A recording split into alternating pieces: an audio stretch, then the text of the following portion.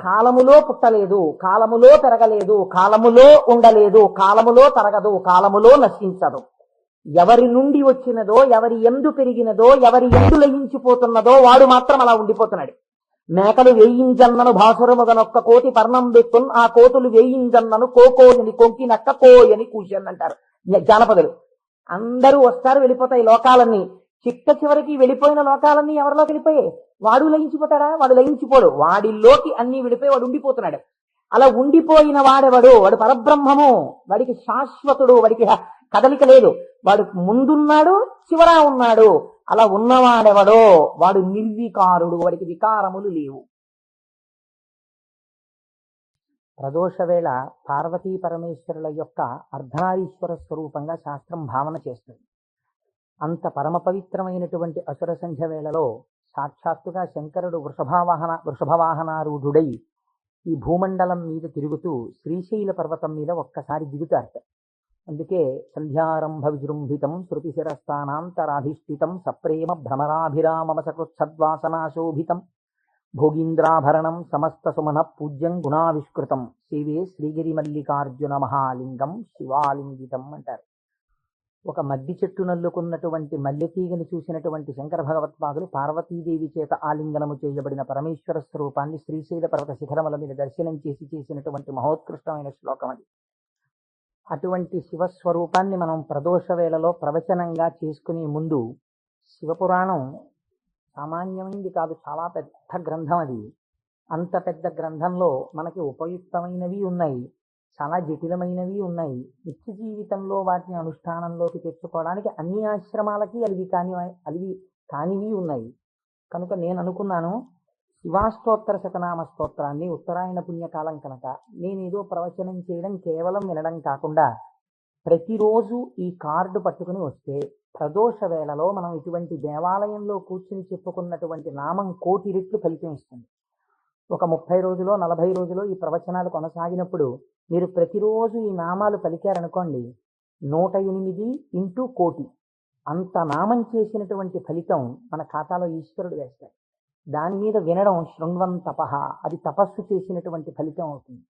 ఉత్తరాయణ పుణ్యకాలంలో ఇంతకన్నా మనం చేసుకోగలిగినటువంటి మహద్భాగ్యం ఏముంటుంది? దీని మీద సుబ్రహ్మణ్యేశ్వర స్వామి వారికి ఇతపూర్వం నాకు తెలిసి కాకినాడ పట్టణంలో ఎన్నడూ జరగనంత అత్యద్భుతమైనటువంటి కార్యక్రమాన్ని మనం ఫిబ్రవరి 10, 11 తేదీలలో సుబ్రహ్మణ్యేశ్వర స్వామి వారి ఆవిర్భావము, తారకాసుర సంహారము, వల్లీ కళ్యాణము ఇవన్నీ శివపురాణాంతర్గతంగా వస్తాయి.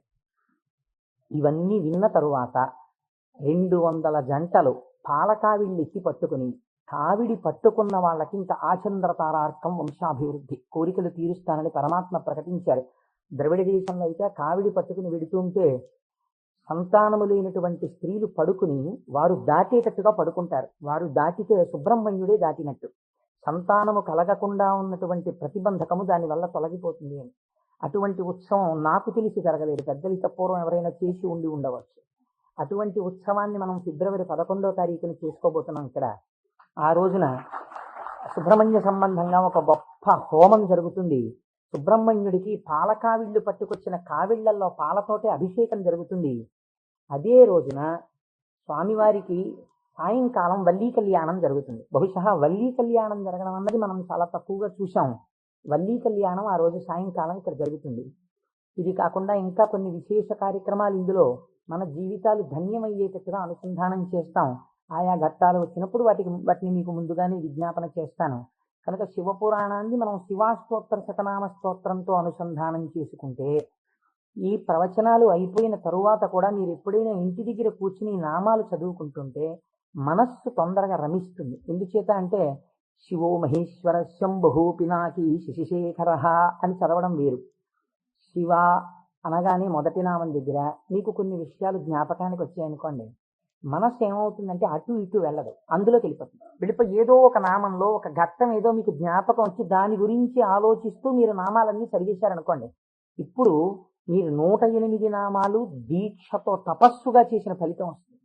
అది అర్థం తెలియకుండా చదువుతున్నారు అనుకోండి, మనస్సు చించలమై ఎక్కడికో వెళితే నామం చెప్పిన ఫలితం ఉంటుంది, కానీ మనస్సు లగ్నం కాదు. మనస్సుని కూడా ఏకీకృతం చేసేటటువంటి ప్రయత్నంలో భాగంగా శివ మహాపురాణాన్ని శివాష్టోత్తర శతనామ స్తోత్రంతో అనుసంధానం చేస్తే మనందరికీ ఎక్కువ ప్రయోజనకరంగా ఉంటుంది అని నాకు అనిపించింది. పైగా అందరూ చక్కగా ప్రదోష వేళలో శివనామం చెప్పేటటువంటి అదృష్టాన్ని పొందుతారనిపించింది. నేను అంటాను, మీరు కూడా అనండి. ఇది అయిన తర్వాత నేను ప్రవచనం ప్రారంభం చేస్తాను. ఇవాళే కాదు, ప్రతిరోజు. ఇవాళంటే కొద్దిగా మనకు ప్రారంభం కాబట్టి ఆలస్యం అయింది. రేపటి నుంచి అలా ఉండదు ఖచ్చితంగా. ఎందుకంటే ప్రదోష వేళలో ఈ నామాలు చదవాలి కాబట్టి 6:30 అయ్యేటప్పటికి ఈ నామాలు చదవడం ప్రారంభం చేసేస్తాం. ఎందుకంటే ప్రదోష వేళలో చదివినటువంటి దాని ఫలితం మీరు శివమహాపురాణంలో విందురు గాని, దాని శక్తి ఎలా వెళ్ళిపోతుందో చూద్దురు గాని. శివ అన్న శబ్దమే చాలా గొప్పది. ఈ శివాష్టోత్తర శతనామ స్తోత్ర ప్రారంభం కూడా శివశబ్దంతోటే ప్రారంభమైంది. ఆ పురాణము కూడా శివ మహాపురాణము అని శివశబ్దంతోటే ప్రారంభమైంది. శివశబ్దాన్ని అమరకోశం వ్యాఖ్యానం చేసింది. అమరకోశం అంటే మనకి సాధికారికమైనటువంటి గ్రంథము. చిత్రం ఏమిటంటే దాన్ని రచించినటువంటి వారు జైనుడు. అమరసింహుడు అనబడేటటువంటి ఒక జైనుడు ఆయన అమరకోశాన్ని రచించి దానితో పాటుగా అనేక గ్రంథాలని రచించారు. కానీ వారు శంకర భగవత్పాదాచార్య స్వామి వారితో వాదనకి దిగినప్పుడు శంకరుల చేతిలో ఓడిపోయారు. ఓడిపోయినప్పుడు ఆయనకి బాధ కలిగింది. నేను శంకరాచార్యుల వారి చేతిలో ఓడిపోయాను కనుక నేను రచించినటువంటి గ్రంథములన్నీ కూడా పనికిమాలినవైపోయాయని ఆయన ఆ గ్రంథములన్నింటినీ తగలబెట్టేశారు. తగలబెట్టేసినప్పుడు శంకర భగవత్పాదాచార్య స్వామి వారికి తెలిసి, వారు బహు కారుణికులు, కారుణ్యమూర్తి శంకరులంటే, వారు గబగబా వచ్చి, ఎంత పని చేశావయ్యా, గ్రంథాలను ఎందుకు తగలబెట్టేశావు అని ఉన్న ఒకే ఒక గ్రంథం, మిగిలిపోయినటువంటి గ్రంథం అమరకోశం. అమరకోశానికి ఉన్నటువంటి గొప్పతనం ఏమిటంటే అది మన సనాతన ధర్మములకు సంబంధించినటువంటి నామముల విషయంలో ఏ పక్షపాతం లేకుండా చక్కగా శృతి ఎలా ప్రతిపాదించిందో, స్మృతులు పురాణములు ఎలా ప్రతిపాదించాయో, తాత్వికమైనటువంటి విషయాల్ని నామములకు అనేకమైన విషయములకు ఉండేటటువంటి అర్థాలని అలా ప్రతిపాదన చేశాడు అమరసింహుడు. దాన్ని అమరకోశము అని పిలుస్తారు. మనం ఏదైనా ఒక విషయాన్ని ప్రతిపాదన చేసే ముందు సాధారణంగా ఒక్కసారి అమరకోశాన్ని చూస్తూ ఉంటారు. శివశబ్దాన్ని అమరకోశం వ్యాఖ్యానం చేసింది. శివ అన్న మాటని ఏ విధంగా మనం అర్థం చేసుకోవలసి ఉంటుంది అంటే, అమరకోశంలో దాని గురించి అనేక రకాలైనటువంటి అర్థాలు చెప్పారు. అసలు ఈ అర్థం ఏమిటో మీకు తెలిస్తే తప్ప, లేదా నాకు తెలిస్తే తప్ప, మనం దాని గురించి కొద్దిగా అర్థం చేసుకునే ప్రయత్నం చేస్తే తప్ప అసలు శివ అనేటటువంటి నామానికి ఉన్న అర్థం తెలియదు. ఎందుకంటే శివ శివ అని రెండు శబ్దములు మనకి లోకంలో నానుడిలో ఉన్నాయి. శివ అంటే శంకరుడు, శివ అంటే పార్వతీదేవి, ఆయన యొక్క శక్తి స్వరూపం. శివ అంటే అమరకోశం అంటుంది, శామ్యతి పరమానంద రూపత్వ నిర్వికారో భవతీతి శివ. నిర్వికారుడై, నిర్వికారుడు అంటే మనకి వికారములు ఉంటాయి. నేను తరచూ మీకు ప్రస్తావన చేస్తుంటాను. ఈ జగత్తులో ఉన్నటువంటి సమస్త ప్రాణులకు, సమస్త జీవులకు 6 వికారములు ఉంటాయి. ఇవి షడ్వికారములు అంటారు. కాలములో ఏదైనా వచ్చిందనుకోండి, దానికి పుట్టినటువంటి తేదీ అని ఒకటి ఉంటుంది. పుట్టిన తేదీ అన్నది పడినది అంటే మీరు ఒకటి గుర్తుపెట్టుకోవాలి, అది షడ్వికారములకు లోనైపోతుంది. ఈ భావన మీ మనస్సులో బాగా రూఢమైందనుకోండి, బాగా పూనుకుందనుకోండి, అసలు సగానికి సగం లోకం పట్ల ఉండేటటువంటి తాదాత్మ్యత తగ్గిపోతుంది. ఇది కేవలం వినడానికి విన్నారనుకోండి, దీని వలన వచ్చేటటువంటి ప్రయోజనం తక్కువగా ఉంటుంది. ఇది బాగా లోపల జీర్ణమైందనుకోండి, మీకు అనేక విషయాలు అర్థం అవుతాయి. మీరు ఒక్కసారి గమనించండి, షడ్వికారములలో ఇక పూర్వం మీరు ఆ వస్తువుని చూడలేదు, కానీ ఆ వస్తువు, ఆ ప్రాణి, ఆ జీవుడు ఒకానొక కాలమునందు ఈ లోకములో పుట్టింది. కాబట్టి ఇప్పుడు దానికి జన్మము అన్న తేదీ ఒకటి వచ్చింది కాలంలో. సరే, కాలం అన్నది యథార్థమా అంటే బీజస్యంతరివంకురో జగదిదం ప్రాంగ్ నిర్వికల్పం పునః మాయా కల్పిత దేశకాల కలనా వైచిత్ర చిత్రీకృతం అన్నారు శంకరాచార్యులు వారు. ఆ తత్వ పరిశీలనాన్ని పక్కన పెడితే ఒక జన్మ తేదీ ఉంది. ఈ జన్మ తేదీలో ఒక ప్రాణి కనపడగానే శాస్త్రం అంది 6 విషయాలు గుర్తుపెట్టుకో. ఇక పూర్వము లేనిది పుట్టినది. పుట్టినది మీరేమనాలి? ఎవరో పిల్లాడు పుట్టాడు, వాడు ఏడుస్తున్నాడు, ఆ పిల్లాడు ఉన్నాడండి. పుట్టిన పిల్లాడు ఏడవలేదు. అయ్యో ఏమిటి పిల్లాడు ఏడవట్లేదు అని కదిపి చూశారు. కదిపి చూస్తే డాక్టర్ గారు వచ్చారు, స్టెప్ పెట్టారు, ఊపిరి తీయట్లేదు, నల్లగా అయిపోయి ఉన్నాడు. అయ్యో అమ్మా, నీకు మృత శిశువు జన్మించాడు అని. కాబట్టి పుట్టినది. అసలు రెండో వికారం ఉంటుంది, ఉన్నది భవతి అనగా ఈ లోకములోకి వచ్చినప్పుడు అది ఉన్నది. అసలు ఉన్నది అని మీరు అనాలంటే అక్కడే శివ శబ్దం ప్రారంభం, మంగళత్వం. ఉన్నది, ఉన్నది అలాగే ఉండాలా? అలా ఉండదు, పెరగాలి. పెరిగినది, పెరిగినది పెరుగుతూ వెళ్ళిపోతుందా? నేనున్నాను, ఎవరి మీదో ఎందుకు పెట్టి చెప్పాలి? కోటేశ్వరరావు అనబడేటటువంటి ఈ శరీరం ఒక డేటు, ఈ డేట్ చెప్తే ఏమవుతుందంటే అదో పుట్టినరోజు అనుకుని చాలా మంది పాపం ఇచ్చేసి చాలా అల్లరి చేస్తున్నారు. అని భయం వేస్తుంది నాకు ఆ డేట్ చెప్పడానికి. ఏదో 14/7/1959కి ముందు ఈ శరీరం లేదు. 14/7/1959లో ఈ శరీరం వచ్చింది. కాబట్టి ఈ శరీరం వచ్చినది ఉన్నది, ఏడిచింది అమ్మ కడుపులోంచి వచ్చి. అలాగే ఉందా? మా అమ్మ కడుపులోంచి వచ్చినప్పుడు ఎలా ఉన్నానో అలా ఉన్నానా? పెరిగినది. అబ్బో, ఎంత ధ్వజస్తంభం అంత పెరిగిపోయింది ఈ శరీరం. పెరిగినది. ఇది ఇలా పెరుగుతూ ఉంటుందా? ఉండదు. కరిగినది. మీరు నన్ను ఒక 20 సంవత్సరాల తర్వాత చూశారనుకోండి, ఇది కరిగిపోతుంది. ఈ శరీరం వడిలిపోయి క్షీణించిపోవడం ప్రారంభమైపోతుంది. కరిగినది. తర్వాత ఆయనేనా అనవలసి వస్తుంది. మార్పు చెందినది. బాగా క్షీణించిపోయి ఇప్పుడున్నంత శరీరం ఉండదు. అయ్య బాబోయ్, అప్పుడు ఎంత ఉండేవారండి మనిషి, ఈయన అటుకంత అయిపోయారండి అంటాం. కాబట్టి మార్పు చెందినది, కరిగినది. ఇంకా కొంతకాలం అయిపోయిన తర్వాత నశించిపోయినది. ఇది శరీరం అంత్యేష్టి సంస్కారం చేయబడిపోతుంది. కాబట్టి ఈ 6 వికారములు సమస్త ప్రాణులకు ఉండి తీరుతాయి. జన్మ తేదీ ఉన్నది, చిట్ట చివరి వికారమునకు కూడా సమయం ఉన్నది. ఈ మధ్యలో ఈ 6 వికారములు నడుస్తుంటాయి. ఈ 6 వికారములన్నవి లేనిది ఎవరైనా ఉన్నదా? ఉన్నది. అలా ఉన్నదేదో అదే శివ. అది కాలములో పుట్టలేదు, కాలములో పెరగలేదు, కాలములో ఉండలేదు, కాలములో తరగదు, కాలములో నశించదు. ఎవరి నుండి వచ్చినదో, ఎవరి ఎందు పెరిగినదో, ఎవరి ఎందు లయించిపోతున్నదో వాడు మాత్రం అలా ఉండిపోతున్నాడు. మేకలు వేయింజన్నను భాసురముగనొక్క కోటి పర్ణం బెక్కున్, ఆ కోతులు వేయింజన్నను కోకోయని కొంకినక్క కోయని కూర్చొని అంటారు జానపదులు. అందరూ వస్తారు, వెళ్ళిపోతాయి లోకాలన్నీ. చిట్ట చివరికి వెళ్ళిపోయిన లోకాలన్నీ ఎవరిలోకి వెళ్ళిపోయాయి? వాడు లయించిపోతాడా? వాడు లయించిపోడు. వాడిలోకి అన్ని వెళ్ళిపోయి వాడు ఉండిపోతున్నాడు. అలా ఉండిపోయిన వాడెవడు? వాడు పరబ్రహ్మము. వాడికి శాశ్వతుడు, వాడికి కదలిక లేదు. వాడు ముందున్నాడు, చివరా ఉన్నాడు. అలా ఉన్నవాడెవడో వాడు నిర్వికారుడు. వాడికి వికారములు లేవు. వాడికి వికారం లేదు కాబట్టి వాడు ఎలా ఉంటాడు? వాడి జుట్టు తెల్లబడదు కదండి, వాడికి ముసలితనం లేదు, కాలము లొంగదీయలేడు. కాబట్టి ఇప్పుడు వాడు నిత్య యవ్వనుడు. అందుకే శివుడి గురించి చెప్పినా, అమ్మవారి గురించి చెప్పినా మనం ఏం చెప్తామంటే నమశివాభ్యాం నవయవ్వనాభ్యాం అంటాం. ఈ శ్లోకం మా ముత్తాత గారు చెప్పారు, అప్పుడు నవయవ్వనులే వాళ్ళు. మా తాతగారు చెప్పారు, అప్పుడు నవయవ్వనులే వాళ్ళు. మా ముత్తాత గారు వెళ్ళిపోయారు, మా తాతగారు వెళ్ళిపోయారు, మా తండ్రి గారు చేశారు కొంతకాలం ఆ శ్లోకాలు, మా తండ్రి గారు వెళ్ళిపోయారు. ఇప్పుడు నేను చేస్తున్నాను. నేను చెప్పిన నమశివాభ్యాం నవయవ్వనాభ్యాం పరస్పరాశ్లిష్టవపుర్ధరాభ్యాం. అదేమిటంటే మా ముత్తాతగారు, తాతగారు, తండ్రి గారు, నేను 4 తరాలు మారిపోయాయి, ఇంకా నవయవ్వనాభ్యామేనా? ఆ శ్లోకం మార్చద్దా? వృద్ధాప్యం రాదా? రాదు. ఎందుకు రాదు? మీరు కాలమునకు వశులై కాలమునందు మార్పు మీకు వస్తుంది.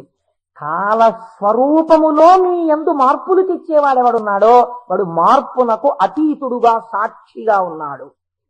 కదిలే వస్తువుకి కదలని వస్తువు ఆధారమై ఉంటుంది. మీరు బాగా జ్ఞాపకం పెట్టుకోండి. కదిలే వస్తువుకి గడియారానికి ఉన్నటువంటి పెంజూలం ఊగాలనుకోండి, పెంజూలంని పట్టుకున్నటువంటి స్ప్రింగ్ ఊగకూడదు. స్ప్రింగ్ కూడా ఊగడం మొదలెట్టింది అనుకోండి, ఇంకేంటి? అలా ఊగదు. స్ప్రింగ్ నిలకడగా ఉంటుంది, పెంజూలం ఊగుతూ ఉంటుంది. ఒక కదిలే వస్తువుకి ఒక కదలని వస్తువు ఎప్పుడూ కూడా ఆధారమై ఉంటుంది. వికారములు కలిగిన జగత్తుకు ఏది వికారములకు అతీతమై ఉన్నదో అది ఆధారమై ఉన్నది. దాని యందే ఈ సమస్త జగత్తు పుట్టి పెరిగి లయించుచున్నది. అటువంటిదేదో అది వికారాతీత స్థితి కలిగినటువంటి పరబ్రహ్మము. దానిని నువ్వు ఒక నామవాచకంతో పిలవాలనుకుంటే శివ అని పిలవవచ్చు. కాబట్టి ఇప్పుడు శివశబ్దం ఎవరిని చెప్తోంది? పరబ్రహ్మాన్ని చెప్తోంది. ఇప్పుడు ఆయన ఎలా ఉంటారు? నిర్వికారమై నిరంజనమై. ఇదే కదండి శివకవచం మాట్లాడుతుంది. పూర్వభాగంలో ఆయన యొక్క స్థితిని ఆయన ఎలా నిర్వికారుడై ఉంటాడో చెప్తుంది. ఇటువంటి పరమాత్మ స్వరూపం మీ కన్నులకు కనపడుతుందా? వికారము పొందుతున్న జగత్తు మీకు కనపడుతుంది, కానీ వికారములు పొందుతున్నటువంటి జగత్తుకి తను ఆధారముగా ఉన్నవాడు మీకు కనపడతాడా? కనపడడు.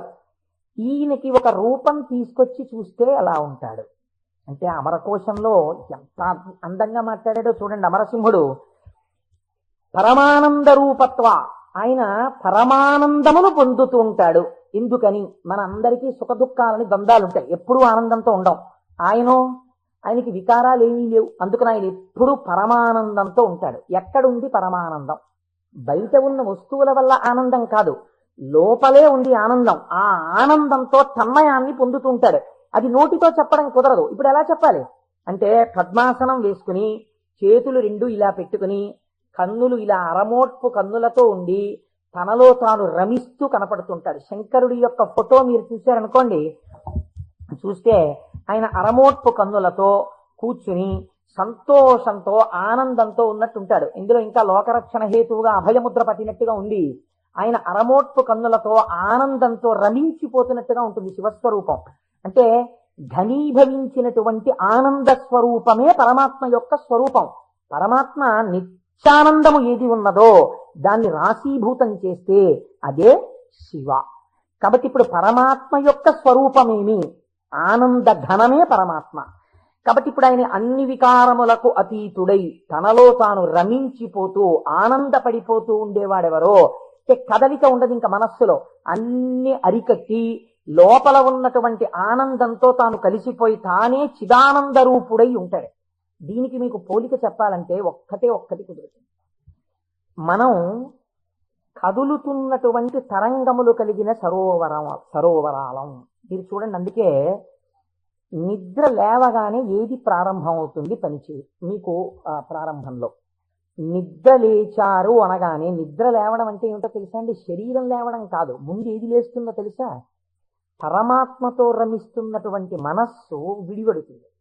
విడివడి అది సంకల్ప వికల్ప సంఘాతం. అది వెంటనే ఒక ఆలోచన మొదలెడుతుంది. మొదట ఆలోచన ఏంటి? తెల్లవారిపోయింది.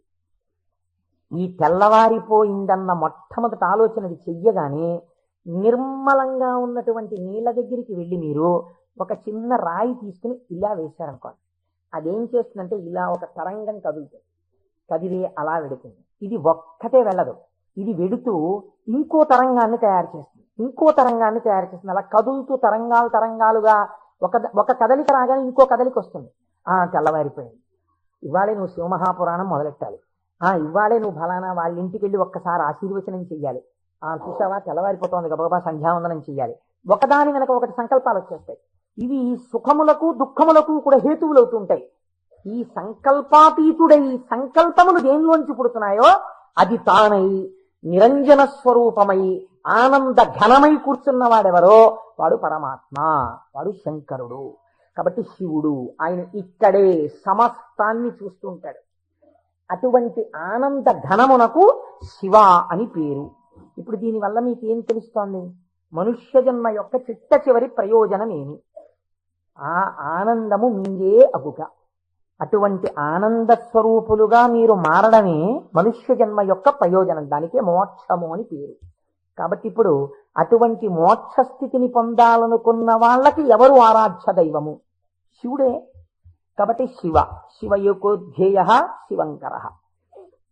కాబట్టి ఏమండి మీరు చెప్పింది బాగుంది, కానీ మేము గృహస్థాశ్రమంలో ఉన్నాం కదా, మాకు భార్య బిడ్డలు ఉన్నారు కదా, మాకు సంకల్పాలు ఏవి వద్దు అని మేమందరం కూడా ఇలా ముక్కు మూసుకుని లేచిన దగ్గర నుంచి ఏదో సంధ్యావందనం చేసుకుని ఒక పూజా మందిరంలో ఇలా కూర్చుండిపోతే, మనస్సుని అంతర్ముఖం చేసే ప్రయత్నం చేస్తూ ఏదో లోపల ఉన్నటువంటి ఆ వస్తువుని కనిపెట్టే ప్రయత్నం చేస్తూ మేము ఉండిపోతే నా భార్య పరిస్థితి ఏమిటి, నా పిల్లల పరిస్థితి ఏమిటి? అసలు మరి గృహస్థాశ్రమంలో ఉండి కొన్ని కోరికలంటూ ఉంటాయి కదా, మరి తప్పదు కదా. అప్పుడు ఈ స్వరూపాన్ని పట్టుకుంటే ఉపయోగమే ఉండదా? ఆయన ఇంకేమి అలా కోరికలు తీర్చడం అలా ఏమి ఉండవా? కేవలం ఆనందం మోక్షం ఇంతేనా పరిస్థితి? కాదు కాదు. అమరకోశం అంది వెంటనే మళ్ళీ చేరతే సజ్జన మనాం స్మస్మిన్నితిగా. ఈయన యందు సజ్జనుల యొక్క మనస్సు రమించుచుండును. ఈ మాటని మీరు చాలా గట్టిగా పట్టుకోవాల్సి ఉంటుంది. మీకు చూడండి, నేను ఇంతకన్నా మీకు ఉదాహరణ చెప్పడానికి సాధ్యం కాదు. ఇంకా వంటింట్లో ఒక పంపు ఉంటుంది, బాత్రూంలో ఓ పంపు ఉంటుంది, వరండాలో ఒక పంపు ఉంటుంది వాష్ బేసిన్ దగ్గర.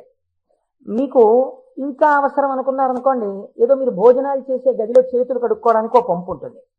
ఇన్ని పంపుల్లోనూ మీకు ఏకకాలమునందు ఎక్కడ విప్పినా నీళ్లు రావాలనుకోండి, ఏది నింపాలి? ఏ పంపు గొట్టంలో నీళ్లు పోస్తారా? ఓవర్ హెడ్ వాటర్ ట్యాంక్ లో నీళ్లు పోస్తారు. ఓవర్ హెడ్ వాటర్ ట్యాంక్ లో నీళ్లు పోస్తే అన్ని పంపుల్లోనూ నీళ్లు వచ్చినట్టు శివస్వరూపాన్ని పట్టుకుంటే అది ఏ రూపంగా, ఏ రకంగా, ఏ విభూతితో, ఏ లక్షణంతో, ఏ గుణంగా మీ మనస్సు ఇష్టపడిన ఏ విధానంగా ఒక్కదాన్ని మీరు పట్టుకుని రమించిపోవడం ప్రారంభించినా అది మీకు కావలసిన సమస్తాన్ని ఇస్తుంది. అలా ఇవ్వగలదు.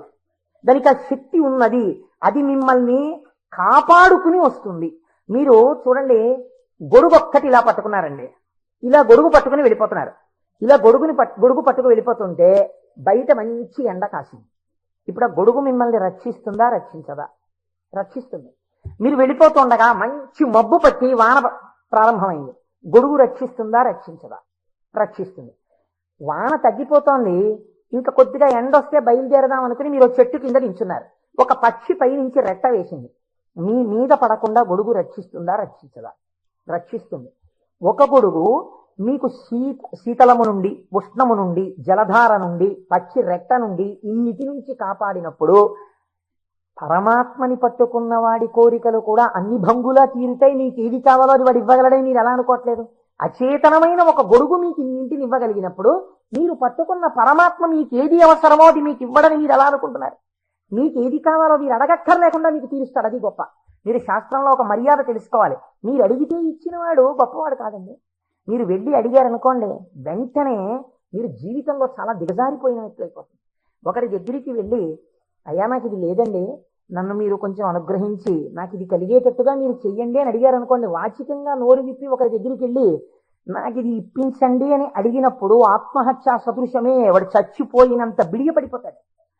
ఎవరు శీలమున్నవాడు బెంగ పెట్టుకుంటాడు. నోరు విప్పి అడగడమా, వెళ్ళి నాకు ఇది ఇవ్వండి అని ఎలా అడగను అంటాడు.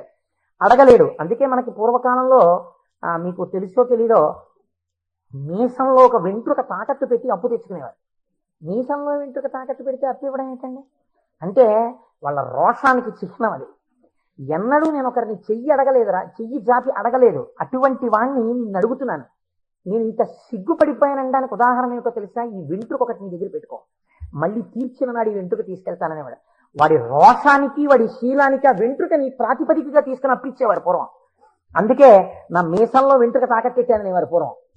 కాబట్టి ఒకరి దగ్గరికి వెళ్ళి అడగడం అంటే అంత చిన్నతనం. పరమాత్మ అయినా మిమ్మల్ని అలా చిన్నబుచ్చి ఇస్తాడని మీరు ఎలా అనుకుంటున్నారు? గొడుగు పక్షి రెట్ట నుంచి నన్ను కాపాడు, వాన పడితే కాపాడు, ఎండగా ఉంటే కాపాడు, పైనుంచి ధూళి పడకుండా కాపాడు, ఓ గడుగా నన్ను రక్షించు అని మీరంతా స్తోత్రం చేసి వేసుకుంటున్నారేంటే? ఇలా విప్పిలా పట్టుకుంటే అంతే రక్షించేయడం దాని ప్రయోజనం. అలా మీరు శివస్వరూపాన్ని పట్టుకుంటే, ఎలా పట్టుకున్నా సరే, అంటే ఎలా పట్టుకోవాలండి? అభిషేకాలు చేయాలా, పూజలు చెయ్యాలా, లేకపోతే దాని స్వరూపం బాగా తెలుసుకోవాలా, అర్థం అవ్వాలా? కాదు.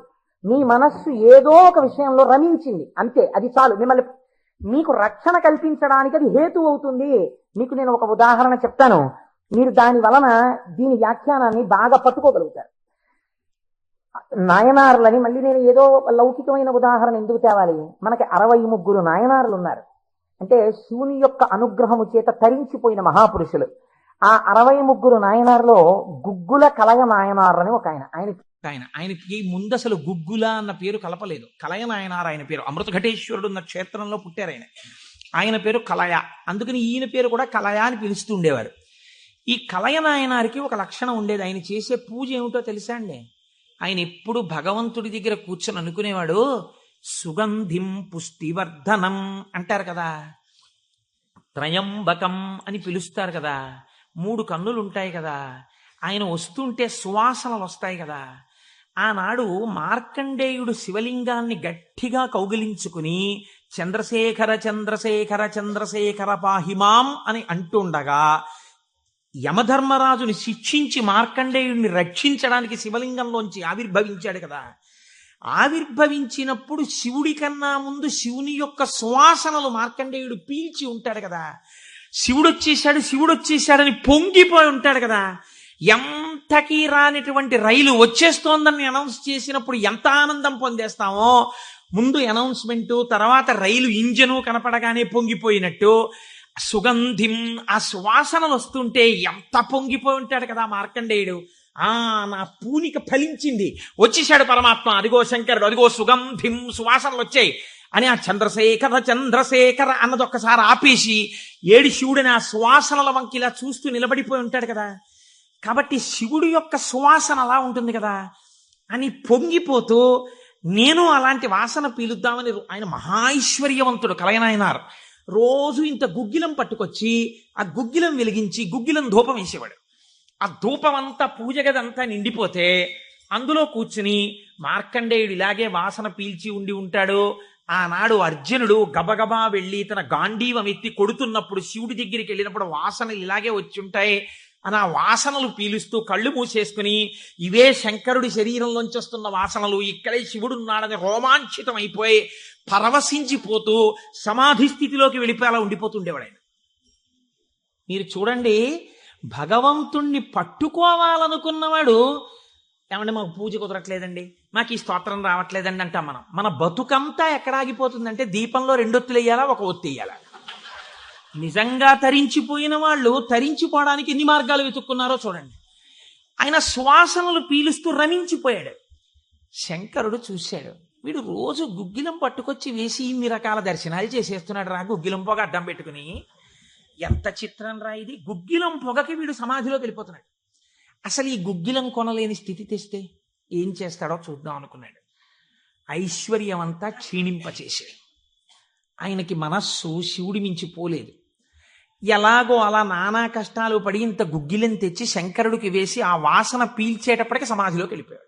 ఇంక ఏముంది, మనస్సు అలవాటు పడిపోయి ఇంత పొగొచ్చేటప్పటికి అంతే సమాధిలోకి వెళ్ళిపోతాడు. ఎంత తేలికండది. అగరత్తు వెలిగించకుండా ఉంటాం కదా, అగరత్తు వెలిగిస్తే గుగ్గిలం అయినా సమాధిలోకి వెళ్ళిపోతాడు అంతే. ఈ స్థితి చూసి శంకరుడు భార్యాబిడ్డలు తినడానికి కూడా అన్నం మెతుకు లేకుండా చేశాడు. చూద్దాం ఏం చేస్తాడు. భార్యాబిడ్డలు పస్తులున్నారు. అన్నమో రామచంద్ర అని ఆ భార్య మహాపతివ్రత. ఆవిడ తన మెడలో ఉన్నటువంటి మంగళసూత్రాన్ని తీసి నాయనారికిచ్చి, అయ్యా మీరిది పట్టుకెళ్ళి వెలకట్టి అమ్మించి డబ్బు పట్టుకుని రండి, దాంతో మనం కొన్నాళ్ళు భోజనం చేద్దామని. తప్పకుండా తీసుకొస్తానని ఆ మంగళసూత్రాలు చేతిలో పట్టుకుని శివ శివ శివ శివ అని సంతోషపడిపోతూ వెళ్ళిపోతున్నాడు. శంకరుడు ఒక పెద్ద బండిలో గుగ్గిలం బస్తాలు వేసుకుని ఎదురొచ్చాడు. మళ్ళీ మళ్ళీ దొరకవుట గుగ్గిలం, అందుకని చెప్పి బస్తాలు కొనుక్కెడుతున్నాను, ఎవరైనా కావాలంటే కొనుక్కోండి అని అరిచాడు. అమ్మ బాబోయ్, గుగ్గిలం దొరకదటని చెప్పి ఈయన గబగబా మంగళసూత్రాలు ఇచ్చేసి గుగ్గిలం బస్తాలు కొనేశాడు. పోనీ గుగ్గిలం దొరకదంటున్నారు, ఇంటికి పట్టుకెళ్ళి ఈ గుగ్గిలాన్ని దాచుకుని రోజు ఇంతంత వేద్దాం అనుకున్నాడా? నిజంగా నాడు శంకరుడు వస్తుంటే సుగంధిం పుష్టివర్ధనం, ఇదొక్కటే ఆయన సమాధికి కారణం. ఇంత గుగ్గిలం వెలిగించి మధ్యలో కూర్చుంటే అసలు నిజంగా శంకరుడు విరాట్ రూపంతో వచ్చేసినట్టు ఉండదు. కాబట్టి ఈ గుగ్గిలం అంతా వెలిగించేస్తానన్నాడు. ఇంట్లో వెలిగించేస్తే బాగుండదు, పొగలు వచ్చేస్తాయి. ఓ గుళ్ళోకి పట్టుకెళ్ళి వెలిగించేస్తే బాగుంటుందని ఈ గుగ్గిలం అంతా వేసుకుని ఓ గుడికి పట్టుకెళ్ళి ఈ గుగ్గిలం అంతా వెలిగించేసి దాని మధ్యలో కూర్చొని సమాధిని పొందేసి కడుపులో ప్రేగులు నకనకలాడిపోతున్నాయి. తెలియదు, ఆకలి తెలియదు, శరీరం నీరస పడిపోయింది, శరీరం అంతా నొప్పులు పెట్టేస్తోంది, తెలియదు. ఇంట్లో భార్య బిడ్డలు శోషించి పడిపోయే స్థితి వచ్చింది, తెలియదు. ఆ పొగ మధ్యలో సమాధి స్థితిని పొందాడు. ఇప్పుడు నా భాషలో చెప్పాలంటే భగవంతుడు ఓడిపోయాడు. పరీక్ష పెట్టగలడా? ఇహ ఏం పరీక్ష పెడతాడు? కాబట్టి చూడలేకపోయాడు ఆయన. అమ్మ బాబోయ్, ఇదెక్కడ భక్తి రాని గబగబా కుబేరుణ్ణి పిలిచాడు. కుబేరా, ఇలా నా పక్కన ఎన్నాళ్ళు నించుంటావు, నాకేం అవసరం లేదు. అడిగో మహానుభావుడు చూసావా, గుగ్గిలం పొగ మధ్యలో కూర్చున్నాడు, పెళ్ళం మంగళసూత్రాలు అమ్మేసి. వెంటనే వెళ్ళి ఆయన ఇంటిని బ్రహ్మాండమైనటువంటి అంతఃపురంగా మార్చేయి, భార్యకి బిడ్డలకి భూమండలంలో లేనంత ఐశ్వర్యాన్ని ఇచ్చేయి, ముందు ఉత్తర క్షణం వాళ్ళకి షడ్రసోపేతమైన భోజనం పెట్టు అనేటప్పటికి వాళ్ళ ఇల్లు మారిపోయింది, షడ్రసోపేతమైన భోజనం వచ్చింది. అయ్యో భర్త గారు ఎక్కడికి వెళ్ళారో అనుకుంటోంది ఆవిడ. అశరీరవాణి వినపడింది. అమ్మా, నీ భర్త భక్తి ముందు లొంగిపోయాడమ్మా, శంకరుడు మహదైశ్వర్యం ఇచ్చేశాడు నీకు.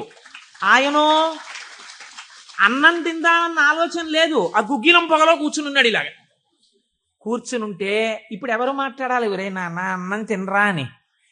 అమ్మా నాన్నగారు కోరుకున్న కోరికోటి ఉంది, నువ్వు ఎలా అయినా డాక్టర్ అయిపో. ఇంజక్షన్ చేసేసారు ఆ పిల్లకి. 3 ఏళ్ళు అయిపోయినా, 4 ఏళ్ళు అయిపోయినా, 21 ఏళ్ళు వచ్చేసినా, ఇప్పుడు నేను ఎంబీబీఎస్ చదివితే రేపు పెళ్లి కొడుకు దొరుకుతాడా అని కూడా చూసుకోకుండా తల్లిదండ్రుల కోరిక తీర్చడం కోసమని వ్యగ్రతతో చదివేసిన పిల్లలా ఇప్పుడు ఆ తల్లిదండ్రులే వచ్చి చూసే అన్నం తినవే, అలా చదవకే ఆరోగ్యం పాడైపోతుంది అన్నట్టు ఎవడు పరీక్ష పెట్టాడో వాడే దిగొచ్చాడు. దిగొచ్చి ఎవడు ఆ త్రయంబకం నిజంగా సువాసనలు వచ్చి ఆనాడు మార్కండేయుడు బాహ్య స్మృతిని పొందాడు, ఈయన పొందలేదు, పొందకుండా కూర్చున్నాడు. ఇప్పుడు ఆ పరబ్రహ్మం ముట్టుకోవలసి వచ్చింది. ముట్టుకుని కదిపాడు. ఓయ్ కలయా కలయా అని పిలిచాడు. పిలిస్తే ఆయన గభాలన బాహ్య స్మృతిని పొంది అబ్బా శంకరుడు వచ్చేసాడన్నాడు. నిజంగా కనపడితే ఇలా అరుపులు కేకలు ఉండవు. కందులంబట నీరు కారిపోతూ ఆ స్వామి పాదాల మీద పడిపోయి ఏ సుగంధిం పుష్టివర్ధనం అన్నాడో ఆ సువాసన పీలుస్తూ అలా పడిపోయి ఉండిపోయి శంకరుడు భుజాలు పట్టుకుని లేపి, ఒరే నాన్న, నువ్వు ఇంటికి వెళ్ళింత అన్నం తినరా, నా కడుపు నిండుతుంది, తొందరగా బయలుదేరరా నాయన, ఇక్కడ ఎన్ని నైవేద్యాలు పెట్టినా నాకు వంట పట్టట్లేదురా, నువ్వు ఇలా పడిపోతే తొందరగా వెళ్ళరా బాబు, నీకు ఎక్కడ లేని ఐశ్వర్యం ఇచ్చేశాను, కావలసినంత గుగ్గిలం వేసే, ముందు వెళ్ళి అన్నం తినన్నాడు. అప్పుడు ఆయన ఇంటికి వెళ్ళాడు.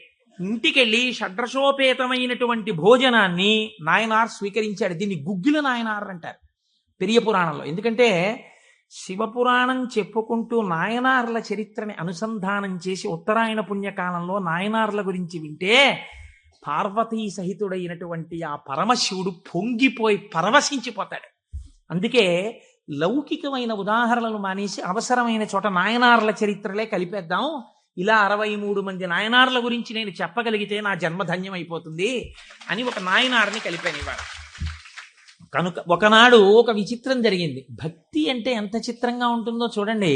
ఈ గుగ్గిల నాయనార్ జీవితంలోనే ఆ పక్కనే ఉన్నటువంటి రాజ్యంలో ఒక శివలింగం ఒకటి ఉంది. ఆ శివలింగం మొన్నను మేము కంచి వెళ్ళాం. ఆ కంచి వెళ్ళినప్పుడు శివలింగం ఇలా ఉంటుంది, గొట్టంలాగా కింద వెడల్పుగా ఉంటుంది, పైకి వెళ్ళే కొద్దీ సన్నగా ఉంటుంది.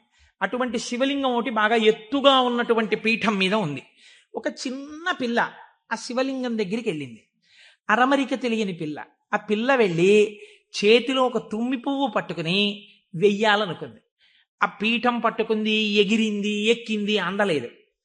ఆ పిల్ల ఏడుపు మొదలెట్టింది. ఏడుపు మొదలెట్టి శివా శివా నువ్వు నాకు అందట్లేదు, పువ్వు ఎలా వేయనంది. శంకరుడు ఆ భక్తికి పరవశించిపోయాడు. ఇది భగవంతుడు దేనికి కట్టుబడతాడు? ఆ భక్తికి కట్టుబడతాడు. వెంటనే ఇలా ఉన్న శివలింగం ఇలా వంగిపోతే ఆ పిల్లకేం తెలుసు? శివలింగం వంగిపోయింది నా కోసం. అది చిన్నపిల్ల పొంగిపోయి తప్పట్లు కొట్టేసి కాసేపు ఆడేసి 2 పువ్వులు వేసేసి వెళ్ళిపోయింది ఆ పిల్ల. మరునాడు యథాలాపంగా అనేక శివలింగాలు ఉంటుంటాయి కదా గుళ్ళో. ఈ శివలింగం వంగడంలో లోపల ఉన్న శివలింగం కూడా వంగిపోయింది. అర్చక స్వామి చూసి భయపడిపోయాడు. ఇదేంటి శివలింగం ఇలా వంగిపోయిందని మహారాజుకు తెలిసింది. ఇది ఏదో అరిష్టం జరుగుతుంది, శివలింగం వంగింది ఏమిటని భయపడ్డారు. ఈ శివలింగానికి వంపు దిద్దిలా పైకి తీయాలి. వాళ్ళకి ఉన్న తెలివితేటలు ఏమిటంటే ఈ వంగిపోయినటువంటి శివలింగానికి పెద్ద పెద్ద ఇనప గొలుసులేసి ఏనుగులకు కట్టి లాగించారు. ఇన్ని ఏనుగులు, ఇనపగులు, ఇవన్నీ నేను పుక్కిట పురాణాలు నా సొంతంగా చెప్తున్నాను అనుకుంటున్నారా? ఈ దేవాలయాలు ఉన్నాయి ఇప్పటికీ. నా జీవితంలో ఈశ్వరుడు అనుగ్రహిస్తే ఎప్పటికైనా ఈ 63 నాయనార్ల శివాలయాలు దర్శనం చేయాలని నా కోరిక. ఈ వంగిపోయిన శివలింగాన్ని ఇనప గొలుసులో పెట్టి ఏనుగులు లాగుతుంటే గొలుసులు తెగిపోయాయి. శివలింగం వంపు దిద్దబడలేదు. ఇది ఎవరో గుగ్గిల నాయనారికి చెప్పారు. శివలింగం వంగిందిట, ఇనప గొలుసులేసి లాగుతున్నారట, లాగుతుంటే గొలుసులు తెగిపోతున్నాయిట. ఆయన ఎంత బాధపడిపోయి కింద పడి ఏడిచి దొల్లేశాడు. శంకరా, మీ కంఠానికి ఇనప గొలుసులేసి ఏనుగులతో లాగారా, ఎంత ఒరిసిపోయిందో ఆ కంఠం అని. అంతే, విన్న చోటు నుంచే పరిగెత్తి పారిపోయాడు పక్క రాజ్యానికి. పారిపోయి గుళ్ళోకెళ్ళి అన్నం లేదు, నీళ్లు లేవు, ఒగరుస్తూ ఒంటి నిండా చెమటలు పట్టుకుని, ఈశ్వర మీకు జరిగినటువంటి అపరాధం నా శరీరమునకు పొందేటటువంటి ఖేదంతో పోవాలని మీ వంపు దిద్దడం కాదు, మీ వంపు దిద్దడానికి మీకు ఇనప గొలుసు లేచి లాగినప్పుడు మీ కంఠం నొక్కుకుని ఉంటుంది. ఆ శిక్ష నేను అనుభవిస్తానని ఒక గొలుసు, తన మెడలో ఉన్నటువంటి గొలుసుని శివలింగపు వంపుకేసి గట్టిగా లాగాడు, తన కంఠం ఒరిసిపోయి తెగాలని. తన కంఠం తెగలేదు, శివలింగం వంపు ఇలా పైకి లేచిపోయింది. ఆ వంపు దిద్దినటువంటి వాడు గుగ్గిల నాయనార్. ఇప్పుడు మీరు నాకు చెప్పండి, బ్రతికున్న నాళ్ళు గుగ్గిల నాయనార్ ఏం చేశాడు డబ్బు సంపాదించడానికంటే ఎవ్వరికీ తెలియదు. ఇంట్లో పర్సులోంచి 10 రూపాయలు తీస్తే 1000 రూపాయలు మళ్ళీ ఇంకో రూపంలో వచ్చేస్తుండేవి. అంత చిత్రంగా ఆయన మహదైశ్వర్య సంపన్నుడై, అందుకే అంటారు శాస్త్రంలో, ఐశ్వర్యము కావాలన్నవాడు శివారాధన చెయ్యాలి. శివారాధన అపారమైన ఐశ్వర్య హేతువు. అందున దక్షారామం లాంటిదైతే గొప్ప భోగస్థానం కూడా. అంత ఐశ్వర్యంతో జీవిస్తూ శివభక్తిని విడిచిపెట్టలేదు. శివభక్తితో ఐశ్వర్యంలో ఉన్నాడు. అంత్యమునందు తేలికగా శరీరం విడివడి హాయిగా పరమశివుని యొక్క పాదములలో కలిసిపోయాడు. ఇప్పుడు మీరు చెప్పండి, అమరకోశంలో మహానుభావుడు అమరసింహుడు శివశబ్దానికి సజ్జనుల యొక్క మనస్సు రమించేటటువంటి స్వరూపము కలిగిన వాడు అని శివశబ్దానికి అర్థం చెప్పడంలో ఎంత గంభీరమైన అర్థం ఉందో మీరు చూడండి. శివశబ్దము సజ్జనుల యొక్క మనసు రమించు స్థానము. ఎలా రమిస్తుంది, దేనివల్ల? దానికి ఈ కారణం ఆ కారణం అని చెప్పడం కుదరదు. మీకు మనస్సుంటే, భక్తి ఉంటే ఒక్క కారణం చాలు. ఏదో ఒక కారణంతో శివుని యందు మనసు రమిస్తే వాడికి సమస్తమైనటువంటి ఐశ్వర్యము కలుగుతుంది. ఇహము నుండి పరము వరకు, మోక్షము వరకు పొందగలడు. కాబట్టి అటువంటి స్థితిని ఇయ్యగలిగినది. 3వ నిర్వచనంలో అంటారు, చేతే సజ్జన మనస్వితివా. సాధువుల యొక్క మనస్సు యందు తానుండువాడు. ఇప్పటి వరకు సాధువులు తమ మనస్సు శివుని యందు పెట్టారు. ఇప్పుడే స్థితి కెడతట. ఇదే భృంగీచ్ఛా నటనోత్కట కరిమదగ్రాహి స్ఫురన్మాధవా హ్లాదో నాదయుతో మహాసితవపు పంచేషు బాణాధృత సత్పక్ష సుమనోవనేషు నపునః సాక్షాన్మదీయే మనోరాజీవే భ్రమరాధిపో విహరతాం శ్రీశైలవాసీ విభుహో అని పిలుస్తారు శంకరాచార్యులు వారి శివానందలహరిలో.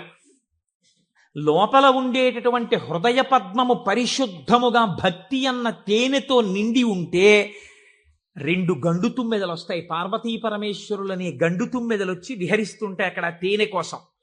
ఇప్పుడు ఎవరి మనస్సు నిరంతరము శివనామము పట్టుకుని రమించిపోతోందో, ఎవరు శృతి ప్రమాణము చేత పరవశించిపోతున్నారో అటువంటి వారి మనస్సు యందు పరమశివుడే వెళ్ళి చేరి ఉంటాడు. అంటే ఆయనే శివుడైపోయి ఉంటాడు. ఇది నోటితో చెప్తే చాలా మంది అందుకుని ఉంటారు, కానీ నేను దీనికి కూడా ఒక ఉదాహరణ ఇచ్చే ప్రయత్నం చేస్తాను. చంద్రశేఖర పరమాచార్య స్వామి వారికి నడిచే దేవుడు అని పేరు. మహానుభావుడు, ప్రాతస్మరణీయులు. మొన్నట్నే మేము కంచి కామకోటి పీఠానికి వెళ్ళి స్వామివారి బృందావనం దగ్గర ప్రణిపాతం చేసి వచ్చాం. ఆ సమాధి అన్నమాట వాడరు పెద్దలు. సన్యసించినటువంటి వారిని సమాధి చేసిన చోట పైన తులసి కోట పెడితే బృందావని మీరు పిలవాలి. ఇది బృందావనం అండి, చంద్రశేఖర పరమాచార్య స్వామి వారి బృందావనం అనాలి. అలా కాకుండా సమాధి మీద శివలింగం ఉంటే బృందావనం అనకూడదు, అధిష్టానము అనాలి. ఇది రమణ మహర్షి యొక్క అధిష్టానం అండి అనాలి. రమణాశ్రమంలోకి వెళ్ళారనుకోండి, మీరు ఇది రమణ మహర్షి సమాధనో రమణ మహర్షి బృందావనమనో మీరు ఉచ్చరిస్తే మీ యందు దోషం పడుతుంది. అలా అనకూడదు. ఇది రమణుల అధిష్టానము అని పిలవాలి. ఎందుకంటే దాని మీద శివలింగం ఉంటుంది కనుక. అటువంటి బృందావనం చంద్రశేఖర పరమాచార్య స్వామి వారి బృందావనం దగ్గర మేము మొన్న ప్రణిపాతం చేసి వచ్చే అదృష్టాన్ని పరమాచార్య స్వామి మాకు అనుగ్రహించారు. పరమాచార్య స్వామి ఒక మాట చెప్పుకుంటూ ఉండేవారు. ఆయన అనేవారు, నాకు ఎప్పుడైనా చీకట్లో వెడుతున్నప్పుడు ఒక విగ్రహాన్ని చూస్తే నా బాధ్యత నాకు గుర్తొస్తుందనేవారు. ఇదండి రమించడం అంటే, ఇది శివుడు అంటే. మామూలుగా మాట్లాడడం, ఇలా ఉపన్యాసాలు చెప్పడం గొప్ప కాదు. రమించిన హృదయంలోంచి అటువంటి మాట రావడం ఆ వ్యక్తి యొక్క స్థితిని చూపిస్తుంది. పరమాచార్య నడిచి వెళ్ళిపోతుండేవారు. తెల్లవారుజామున 3 గంటలకి వారు నడిచి వెళ్ళిపోతున్నారు. ఒకసారి నడిచి వెళ్ళిపోతుంటే ఒక ఊరి మధ్యలో ఒక కోటు వేసుకున్నటువంటి ఒక వ్యక్తి, వాడెవరో ఒక రాజకీయ నాయకుడు, ఆయన యొక్క శిలా ప్రతిమ ఒకటి ఉంది. పరమాచార్య నిలబడి ఒక నవ్వు నవ్వారు. పరమాచార్య నవ్వారంటే దానిలో ఏదో అర్థం ఉంటుంది. ఆయనతో ఆనాడు అంతేవాసులై దగ్గరగా నడిచినటువంటి శిష్యులున్నారే, వారు అదృష్టవంతులు కనుక వారు దగ్గరగా వెళ్ళి నిలబడ్డారు. ఎందుకు నవ్వారు అని అడగరు కదా. వారు నవ్వి అన్నారు, దీన్ని చూస్తే నాకేం జ్ఞాపకం వస్తుందో తెలుసా, నా బాధ్యత జ్ఞాపకానికి వస్తోంది అన్నారు. అదేమిటండి, ఆ విగ్రహానికి మీకు సంబంధం ఏమిటి అనుకున్నారు విన్నవాళ్ళు. ఆయన అన్నారు, ఈ విగ్రహంలో ఉన్న వ్యక్తి తెల్లవారుజామున 3 గంటలకి ఇలాగే కోటేసుకుని నిలబడి ఉండేవాడా అని అడిగారు. అప్పుడు 3 కదా అయింది టైము. తెల్లవారుజామున 3 గంటలకి ఆ విగ్రహంలో ఉన్న వ్యక్తి ఎవరు ఉన్నాడో ఆయన అలా కోటేసుకుని నిలబడ్డ కదా. లేకపోతే బహుశः ఇప్పుడు మనం 3ంటికి చూసాం, ఈయన రాత్రి 1 గంటకు కూడా ఇలాగే కోటేసుకుని ఉండుంటాడు. అంటే రాత్రి 1 గంటకు కూడా ఈయన బతికున్న రోజుల్లో కోటేసుకుని ఉన్నాడా? లేడు. కానీ కోటేసుకున్నటువంటి వ్యక్తిని అందరూ చూశారు బయట. ఆయన బయటకు వచ్చినప్పుడు ఎక్కువగా కోటుతో బయటకు వచ్చేవాడు.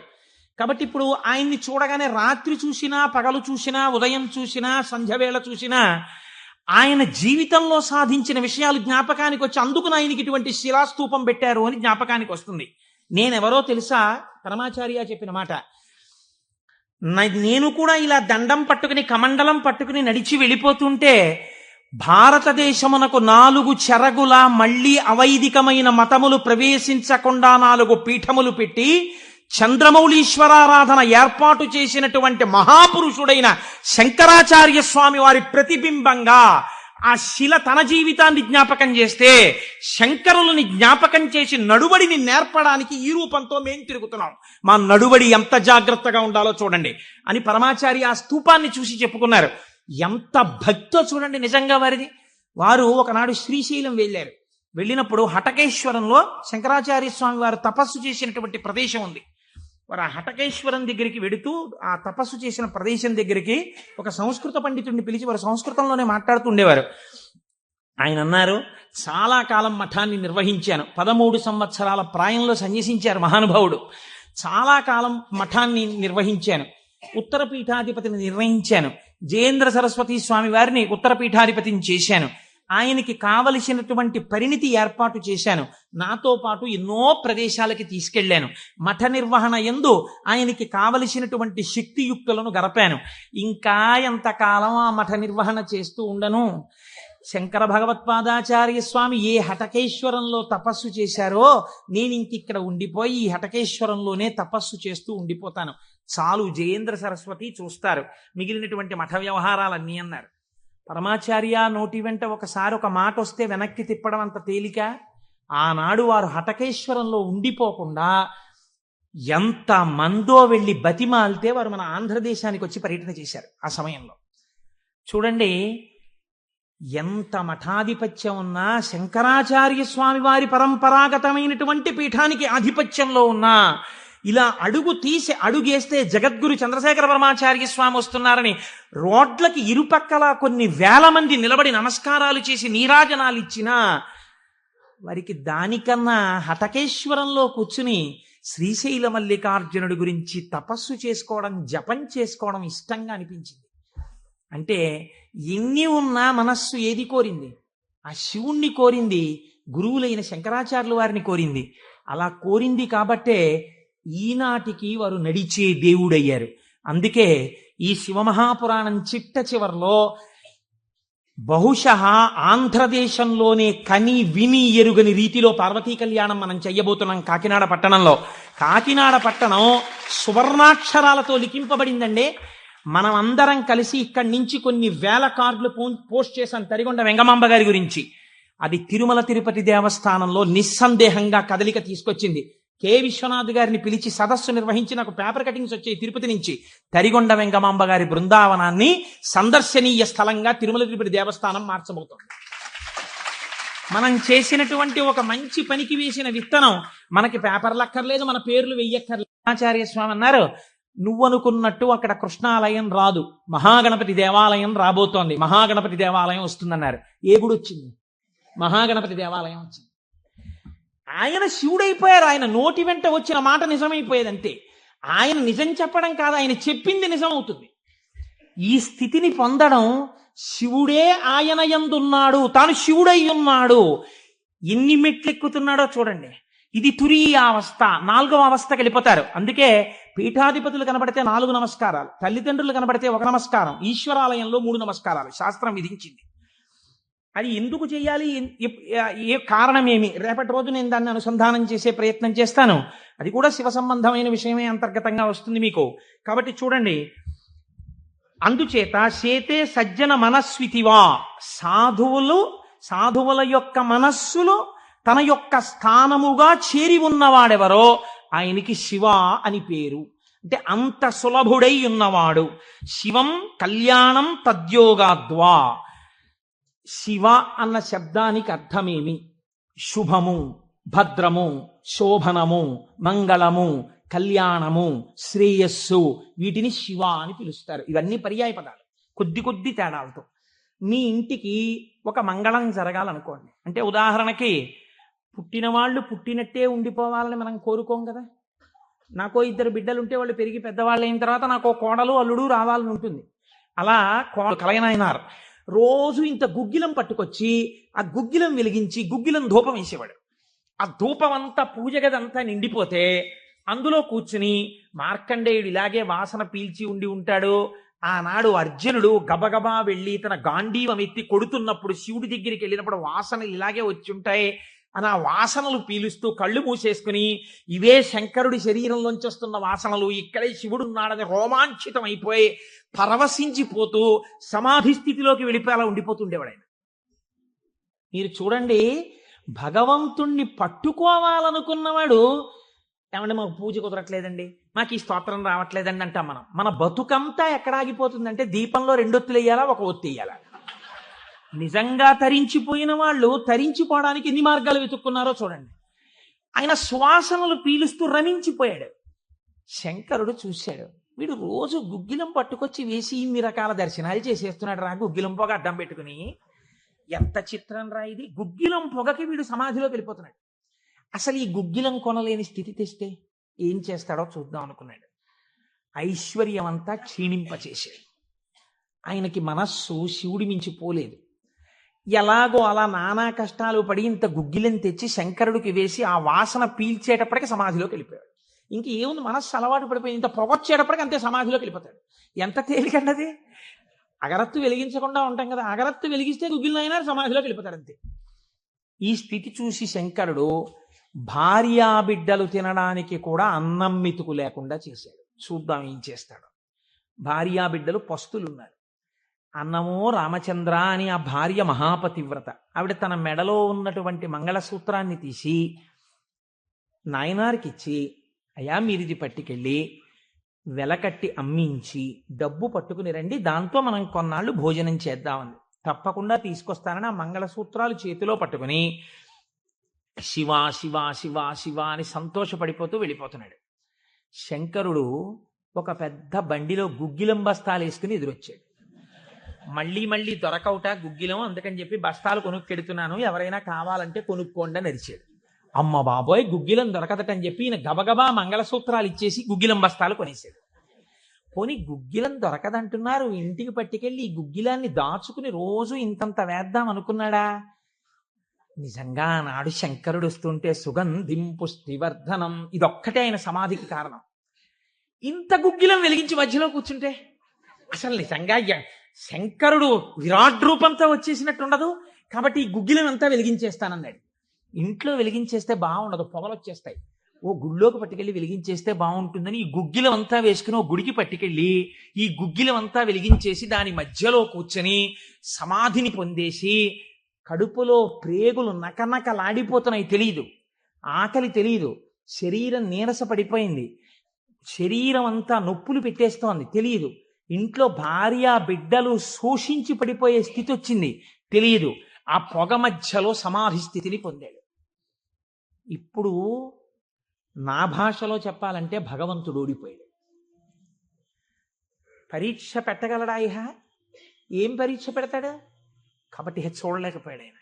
అమ్మ బాబోయ్, ఇదెక్కడ భక్తి రాని గబగబా కుబేరుణ్ణి పిలిచాడు. కుబేరా, ఇలా నా పక్కన ఎన్నాళ్ళు నించుంటావు, నాకేం అవసరం లేదు, అడిగో మహానుభావుడు చూసావా, గుగ్గిలం పొగ మధ్యలో కూర్చున్నాడు పెళ్ళం మంగళసూత్రాలు అమ్మేసి. వెంటనే వెళ్ళి ఆయన ఇంటిని బ్రహ్మాండమైనటువంటి అంతఃపురంగా మార్చేయి, భార్యకి బిడ్డలకి భూమండలంలో లేనంత ఐశ్వర్యాన్ని ఇచ్చేయి, ముందు ఉత్తర క్షణం వాళ్ళకి షడ్రశోపేతమైన భోజనం పెట్టు అనేటప్పటికి వాళ్ళ ఇల్లు మారిపోయింది, షడ్రశోపేతమైన భోజనం వచ్చింది. అయ్యో భర్త గారు ఎక్కడికి వెళ్ళారో అనుకుంటోంది ఆవిడ. అశరీరవాణి వినపడింది. అమ్మా నీ భర్త భక్తి ముందు లొంగిపోయాడమ్మా, శంకరుడు మహదైశ్వర్యం ఇచ్చేశాడు నీకు. ఆయనో అన్నం తిందామన్న ఆలోచన లేదు, ఆ గుగ్గిలం పొగలో కూర్చునున్నాడు. ఇలాగా కూర్చునుంటే ఇప్పుడు ఎవరు మాట్లాడాలి, ఒరే నాన్న అన్నం తినరా అని. అమ్మా నాన్నగారు కోరుకున్న కోరికోటి ఉంది, నువ్వు ఎలా అయినా డాక్టర్ అయిపో. ఇంజక్షన్ చేసేశారు ఆ పిల్లకి. 3 ఏళ్ళు అయిపోయినా, 4 ఏళ్ళు అయిపోయినా, 21 ఏళ్ళు వచ్చేసినా, ఇప్పుడు నేను ఎంబీబీఎస్ చదివితే రేపు పెళ్లి కొడుకు దొరుకుతాడా అని కూడా చూసుకోకుండా తల్లిదండ్రుల కోరిక తీర్చడం కోసమని వ్యగ్రతతో చదివేసిన పిల్లలా ఇప్పుడు ఆ తల్లిదండ్రులే వచ్చి చూసే అన్నం తినవేలా, చదవకే, ఆరోగ్యం పాడైపోతుంది అన్నట్టు ఎవడు పరీక్ష పెట్టాడో వాడే దిగొచ్చాడు. దిగొచ్చి ఎవడు ఆ త్రయంబకం నిజంగా సువాసనలు వచ్చి ఆనాడు మార్కండేయుడు బాహ్య స్మృతిని పొందాడు, ఈయన పొందలేదు, పొందకుండా కూర్చున్నాడు. ఇప్పుడు ఆ పరబ్రహ్మం ముట్టుకోవలసి వచ్చింది. ముట్టుకుని కదిపాడు. ఓయ్ కలయా కలయా అని పిలిచాడు. పిలిస్తే ఆయన గభాలన బాహ్య స్మృతిని పొంది అబ్బా శంకరుడు వచ్చేసాడన్నాడు. నిజంగా కనపడితే ఇలా అరుపులు కేకలు ఉండవు.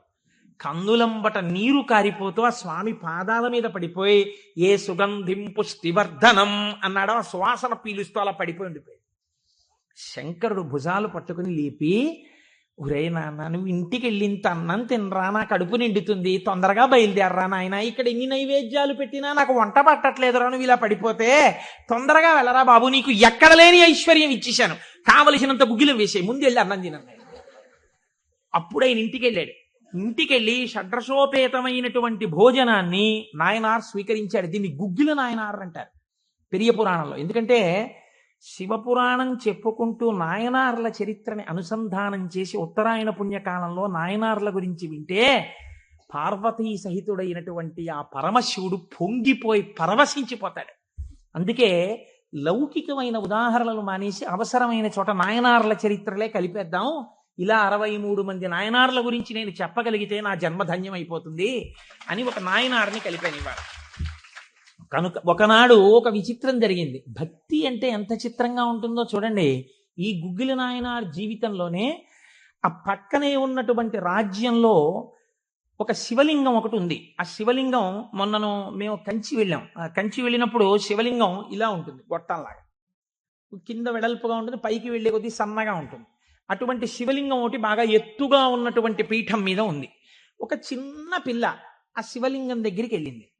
అరమరిక తెలియని పిల్ల. ఆ పిల్ల వెళ్ళి చేతిలో ఒక తుమ్మి పువ్వు పట్టుకుని వెయ్యాలనుకుంది. ఆ పీఠం పట్టుకుంది, ఎగిరింది, ఎక్కింది, అందలేదు. ఆ పిల్ల ఏడుపు మొదలెట్టింది. ఏడుపు మొదలెట్టి శివా శివా నువ్వు నాకు అందట్లేదు, పువ్వు ఎలా వేయనంది. శంకరుడు ఆ భక్తికి పరవశించిపోయాడు. ఇది భగవంతుడు దేనికి కట్టుబడతాడు? ఆ భక్తికి కట్టుబడతాడు. వెంటనే ఇలా ఉన్న శివలింగం ఇలా వంగిపోతే ఆ పిల్లకేం తెలుసు? శివలింగం వంగిపోయింది నా కోసం, అది చిన్నపిల్ల. పొంగిపోయి తప్పట్లు కొట్టేసి కాసేపు ఆడేసి 2 పువ్వులు వేసేసి వెళ్ళిపోయింది ఆ పిల్ల. మరునాడు యథాలాపంగా అనేక శివలింగాలు ఉంటుంటాయి కదా గుళ్ళో. ఈ శివలింగం వంగడంలో లోపల ఉన్న శివలింగం కూడా వంగిపోయింది. అర్చక స్వామి చూసి భయపడిపోయాడు. ఇదేమిటి శివలింగం ఇలా వంగిపోయిందని మహారాజుకు తెలిసింది. ఇది ఏదో అరిష్టం జరుగుతుంది, శివలింగం వంగింది ఏమిటని భయపడ్డారు. ఈ శివలింగానికి వంపు దిద్దిలా పైకి తీయాలి. వాళ్ళకి ఉన్న తెలివితేటలు ఏమిటంటే ఈ వంగిపోయినటువంటి శివలింగానికి పెద్ద పెద్ద ఇనప గొలుసులేసి ఏనుగులకు కట్టి లాగించారు. ఇన్ని ఏనుగులు, ఇనపగులు, ఇవన్నీ నేను పుక్కిట పురాణాలు నా సొంతంగా చెప్తున్నాను అనుకుంటున్నారా? ఈ దేవాలయాలు ఉన్నాయి ఇప్పటికీ.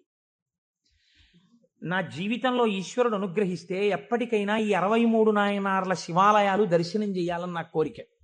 ఈ వంగిపోయిన శివలింగాన్ని ఇనప గొలుసులో పెట్టి ఏనుగులు లాగుతుంటే గొలుసులు తెగిపోయాయి. శివలింగం వంపు దిద్దబడలేదు. ఇది ఎవరో గుగ్గిల్ నాయనారికి చెప్పారు. శివలింగం వంగిందిట, ఇనప గొలుసులేసి లాగుతున్నారట, లాగుతుంటే గొలుసులు తెగిపోతున్నాయిట. ఆయన ఎంత బాధపడిపోయి కింద పడి ఏడిచి దొల్లేశాడు. శంకరా, మీ కంఠానికి ఇనప గొలుసులేసి ఏనుగులతో లాగారా, ఎంత ఒరిసిపోయిందో ఆ కంఠమని. అంతే, విన్న చోటు నుంచే పరిగెత్తి పారిపోయాడు పక్క రాజ్యానికి. పారిపోయి గుళ్ళోకి వెళ్ళి అన్నం లేదు, నీళ్లు లేవు, ఒగరుస్తూ ఒంటి నిండా చెమటలు పట్టుకుని, ఈశ్వర, మీకు జరిగినటువంటి అపరాధం నా శరీరమునకు పొందేటటువంటి ఖేదంతో పోవాలని మీ వంపు దిద్దడం కాదు, మీ వంపు దిద్దడానికి మీకు ఇనప గొలుసు లేచి లాగినప్పుడు మీ కంఠం నొక్కుకుని ఉంటుంది, ఆ శిక్ష నేను అనుభవిస్తానని ఒక గొలుసు, తన మెడలో ఉన్నటువంటి గొలుసుని శివలింగపు వంపుకేసి గట్టిగా లాగాడు, తన కంఠం ఒరిసిపోయి తెగాలని. తన కంఠం తెగలేదు, శివలింగం వంపు ఇలా పైకి లేచిపోయింది. ఆ వంపు దిద్దినటువంటి వాడు గుగ్గిల నాయన. ఇప్పుడు మీరు నాకు చెప్పండి, బ్రతికున్న నాళ్ళు గుగ్గిల నాయనారు ఏం చేశాడు డబ్బు సంపాదించడానికంటే ఎవ్వరికీ తెలియదు. ఇంట్లో పర్సులోంచి 10 రూపాయలు తీస్తే 1000 రూపాయలు మళ్ళీ ఇంకో రూపంలో వచ్చేస్తుండేవి. అంత చిత్రంగా ఆయన మహదైశ్వర్య సంపన్నుడై, అందుకే అంటారు శాస్త్రంలో, ఐశ్వర్యము కావాలన్నవాడు శివారాధన చెయ్యాలి. శివారాధన అపారమైన ఐశ్వర్య హేతువు. అందున దక్షారామం లాంటిదైతే గొప్ప భోగస్థానం కూడా. అంత ఐశ్వర్యంతో జీవిస్తూ శివభక్తిని విడిచిపెట్టలేదు. శివభక్తితో ఐశ్వర్యంలో ఉన్నాడు. అంత్యమునందు తేలికగా శరీరం విడివడి హాయిగా పరమశివుని యొక్క పాదములలో కలిసిపోయాడు. ఇప్పుడు మీరు చెప్పండి, అమరకోశంలో మహానుభావుడు అమరసింహుడు శివశబ్దానికి సజ్జనుల యొక్క మనస్సు రమించేటటువంటి స్వరూపము కలిగిన వాడు అని శివశబ్దానికి అర్థం చెప్పడంలో ఎంత గంభీరమైన అర్థం ఉందో మీరు చూడండి. శివశబ్దము సజ్జనుల యొక్క మనసు రమించు స్థానము. ఎలా రమిస్తుంది, దేనివల్ల? దానికి ఈ కారణం ఆ కారణం అని చెప్పడం కుదరదు. మీకు మనస్సుంటే, భక్తి ఉంటే ఒక్క కారణం చాలు. ఏదో ఒక కారణంతో శివుని యందు మనసు రమిస్తే వాడికి సమస్తమైనటువంటి ఐశ్వర్యము కలుగుతుంది. ఇహము నుండి పరము వరకు, మోక్షము వరకు పొందగలడు. కాబట్టి అటువంటి స్థితిని ఇయ్యగలిగినది. 3వ నిర్వచనంలో అంటారు, చేతే సజ్జన మనస్వితివా. సాధువుల యొక్క మనస్సు యందు తానుండువాడు. ఇప్పటి వరకు సాధువులు తమ మనస్సు శివుని యందు పెట్టారు. ఇప్పుడే స్థితి కెడతట. ఇదే భృంగీచ్ఛా నటనోత్కట కరిమదగ్రాహీ స్ఫురన్మాధవా హ్లాదో నాదయుతో మహాసితవపు పంచేషు బాణాధృత సత్పక్ష సుమనో వనేషు నపునః సాక్షాన్మదీయే మనో రాజీవే భ్రమరాధిపో విహరతాం శ్రీశైలవాసీ విభుహో అని పిలుస్తారు శంకరాచార్యులు వారి శివానందలహరిలో. లోపల ఉండేటటువంటి హృదయ పద్మము పరిశుద్ధముగా భక్తి అన్న తేనెతో నిండి ఉంటే 2 గండు తుమ్మెదలు వస్తాయి. పార్వతీ పరమేశ్వరులనే గండు తుమ్మెదలు వచ్చి విహరిస్తుంటాయి అక్కడ తేనె కోసం. ఇప్పుడు ఎవరి మనస్సు నిరంతరము శివనామము పట్టుకుని రమించిపోతోందో, ఎవరు శృతి ప్రమాణము చేత పరవశించిపోతున్నారో అటువంటి వారి మనస్సు యందు పరమశివుడే వెళ్ళి చేరి ఉంటాడు. అంటే ఆయనే శివుడైపోయి ఉంటాడు. ఇది నోటితో చెప్తే చాలా మంది అందుకుని ఉంటారు. కానీ నేను దీనికి కూడా ఒక ఉదాహరణ ఇచ్చే ప్రయత్నం చేస్తాను. చంద్రశేఖర పరమాచార్య స్వామి వారికి నడిచే దేవుడు అని పేరు. మహానుభావుడు, ప్రాతస్మరణీయులు. మొన్నట్నే మేము కంచి కామకోటి పీఠానికి వెళ్ళి స్వామివారి బృందావనం దగ్గర ప్రణిపాతం చేసి వచ్చాం. ఆ సమాధి అన్నమాట వాడరు పెద్దలు సన్యసించినటువంటి వారిని సమాధి చేసిన చోట పైన తులసి కోట పెడితే బృందావని మీద పిలవాలి. ఇది బృందావనం అండి, చంద్రశేఖర పరమాచార్య స్వామి వారి బృందావనం అనాలి. అలా కాకుండా సమాధి మీద శివలింగం ఉంటే బృందావనం అనకూడదు, అధిష్టానము అనాలి. ఇది రమణ మహర్షి యొక్క అధిష్టానం అండి అనాలి. రమణాశ్రమంలోకి వెళ్ళారనుకోండి, మీరు ఇది రమణ మహర్షి సమాధనో రమణ మహర్షి బృందావనమనో మీరు ఉచ్చరిస్తే మీ యందు దోషం పడుతుంది. అలా అనకూడదు. ఇది రమణుల అధిష్టానము అని పిలవాలి. ఎందుకంటే దాని మీద శివలింగం ఉంటుంది కనుక. అటువంటి బృందావనం చంద్రశేఖర పరమాచార్య స్వామి వారి బృందావనం దగ్గర మేము మొన్న ప్రణిపాతం చేసి వచ్చే అదృష్టాన్ని పరమాచార్య స్వామి మాకు అనుగ్రహించారు. పరమాచార్య స్వామి ఒక మాట చెప్పుకుంటూ ఉండేవారు. ఆయన అనేవారు, నాకు ఎప్పుడైనా చీకట్లో వెడుతున్నప్పుడు ఒక విగ్రహాన్ని చూస్తే నా బాధ్యత నాకు గుర్తొస్తుందనేవారు. ఇదండి రమించడం అంటే, ఇది శివుడు అంటే. మామూలుగా మాట్లాడడం, ఇలా ఉపన్యాసాలు చెప్పడం గొప్ప కాదు. రమించిన హృదయంలోంచి అటువంటి మాట రావడం ఆ వ్యక్తి యొక్క స్థితిని చూపిస్తుంది. పరమాచార్య నడిచి వెళ్ళిపోతుండేవారు. తెల్లవారుజామున 3 గంటలకి వారు నడిచి వెళ్ళిపోతున్నారు. ఒకసారి నడిచి వెళ్ళిపోతుంటే ఒక ఊరి మధ్యలో ఒక కోటు వేసుకున్నటువంటి ఒక వ్యక్తి, వాడెవరో ఒక రాజకీయ నాయకుడు, ఆయన యొక్క శిలా ప్రతిమ ఒకటి ఉంది. పరమాచార్య నిలబడి ఒక నవ్వు నవ్వారు. పరమాచార్య నవ్వారంటే దానిలో ఏదో అర్థం ఉంటుంది. ఆయనతో ఆనాడు అంతేవాసులై దగ్గరగా నడిచినటువంటి శిష్యులున్నారే, వారు అదృష్టవంతులు కనుక వారు దగ్గరగా వెళ్ళి నిలబడ్డారు. ఎందుకు నవ్వారు అని అడగరు కదా. వారు నవ్వి అన్నారు, దీన్ని చూస్తే నాకేం జ్ఞాపకం వస్తుందో తెలుసా, నా బాధ్యత జ్ఞాపకానికి వస్తోంది అన్నారు. అదేమిటండి, ఆ విగ్రహానికి మీకు సంబంధం ఏమిటి అనుకున్నారు విన్నవాళ్ళు. ఆయన అన్నారు, ఈ విగ్రహంలో ఉన్న వ్యక్తి తెల్లవారుజామున 3 గంటలకి ఇలాగే కోటేసుకుని నిలబడి ఉండేవాడా అని అడిగారు. అప్పుడు 3 కదా అయింది టైము. తెల్లవారుజామున 3 గంటలకి ఆ విగ్రహంలో ఉన్న వ్యక్తి ఎవరు ఉన్నాడో ఆయన అలా కోటేసుకుని నిలబడ్డ కదా. లేకపోతే బహుశः ఇప్పుడు మనం 3ంటికి చూసాం, ఈయన రాత్రి 1 గంటకు కూడా ఇలాగే కోటేసుకుని ఉండుంటాడు. అంటే రాత్రి 1 గంటకు కూడా ఈయన బతికున్న రోజుల్లో కోటేసుకుని ఉన్నాడా? లేడు. కానీ కోటేసుకున్నటువంటి వ్యక్తిని అందరూ చూశారు బయట. ఆయన బయటికి వచ్చినప్పుడు ఎక్కువగా కోటుతో బయటికి వచ్చేవాడు. కాబట్టి ఇప్పుడు ఆయన్ని చూడగానే రాత్రి చూసినా, పగలు చూసినా, ఉదయం చూసినా, సంధ్యవేళ చూసినా ఆయన జీవితంలో సాధించిన విషయాలు జ్ఞాపకానికి వచ్చి, అందుకు ఆయనకి ఇటువంటి శిలాస్తూపం పెట్టారు అని జ్ఞాపకానికి వస్తుంది. నేనెవరో తెలుసా? పరమాచార్య చెప్పిన మాట. నేను కూడా ఇలా దండం పట్టుకుని, కమండలం పట్టుకుని నడిచి వెళ్ళిపోతుంటే భారతదేశమునకు 4 చెరగుల మళ్ళీ అవైదికమైన మతములు ప్రవేశించకుండా 4 పీఠములు పెట్టి చంద్రమౌళీశ్వరారాధన ఏర్పాటు చేసినటువంటి మహాపురుషుడైన శంకరాచార్య స్వామి వారి ప్రతిబింబంగా ఆ శిల తన జీవితాన్ని జ్ఞాపకం చేస్తే, శంకరులని జ్ఞాపకం చేసి నడువడిని నేర్పడానికి ఈ రూపంతో మేం తిరుగుతున్నాం. మా నడువడి ఎంత జాగ్రత్తగా ఉండాలో చూడండి అని పరమాచార్య ఆ స్తూపాన్ని చూసి చెప్పుకున్నారు. ఎంత భక్తో చూడండి నిజంగా వారిది. వారు ఒకనాడు శ్రీశైలం వెళ్ళారు. వెళ్ళినప్పుడు హటకేశ్వరంలో శంకరాచార్య స్వామి వారు తపస్సు చేసినటువంటి ప్రదేశం ఉంది. వారు ఆ హటకేశ్వరం దగ్గరికి వెడుతూ ఆ తపస్సు చేసిన ప్రదేశం దగ్గరికి ఒక సంస్కృత పండితుడిని పిలిచి వారు సంస్కృతంలోనే మాట్లాడుతూ ఉండేవారు. ఆయన అన్నారు, చాలా కాలం మఠాన్ని నిర్వహించాను. 13 సంవత్సరాల ప్రాయంలో సన్యసించారు మహానుభావుడు. చాలా కాలం మఠాన్ని నిర్వహించాను. ఉత్తర పీఠాధిపతిని నిర్వహించాను. జయేంద్ర సరస్వతి స్వామి వారిని ఉత్తర పీఠాధిపతిని చేశాను. ఆయనకి కావలసినటువంటి పరిణితి ఏర్పాటు చేశాను. నాతో పాటు ఎన్నో ప్రదేశాలకి తీసుకెళ్లాను. మఠ నిర్వహణ యందు ఆయనకి కావలసినటువంటి శక్తియుక్తులను గరపాను. ఇంకా ఎంతకాలం ఆ మఠ నిర్వహణ చేస్తూ ఉండను? శంకర భగవత్పాదాచార్య స్వామి ఏ హటకేశ్వరంలో తపస్సు చేశారో నేను ఇంకిక్కడ ఉండిపోయి ఈ హటకేశ్వరంలోనే తపస్సు చేస్తూ ఉండిపోతాను. చాలు, జయేంద్ర సరస్వతి చూస్తారు మిగిలినటువంటి మఠ వ్యవహారాలన్నీ అన్నారు. పరమాచార్య నోటి వెంట ఒకసారి ఒక మాట వస్తే వెనక్కి తిప్పడం అంత తేలిక.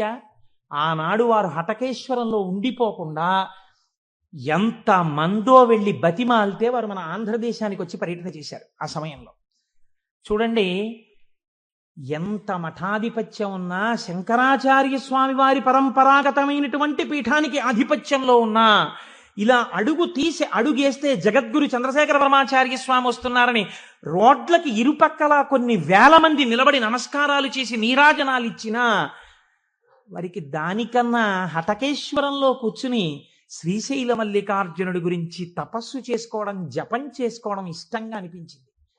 అంటే ఎన్ని ఉన్నా మనస్సు ఏది కోరింది? ఆ శివుణ్ణి కోరింది, గురువులైన శంకరాచార్యుల వారిని కోరింది. అలా కోరింది కాబట్టే ఈనాటికి వారు నడిచే దేవుడయ్యారు. అందుకే ఈ శివమహాపురాణం చిట్ట చివర్లో బహుశః ఆంధ్రదేశంలోనే కని విని ఎరుగని రీతిలో పార్వతీ కళ్యాణం మనం చెయ్యబోతున్నాం కాకినాడ పట్టణంలో.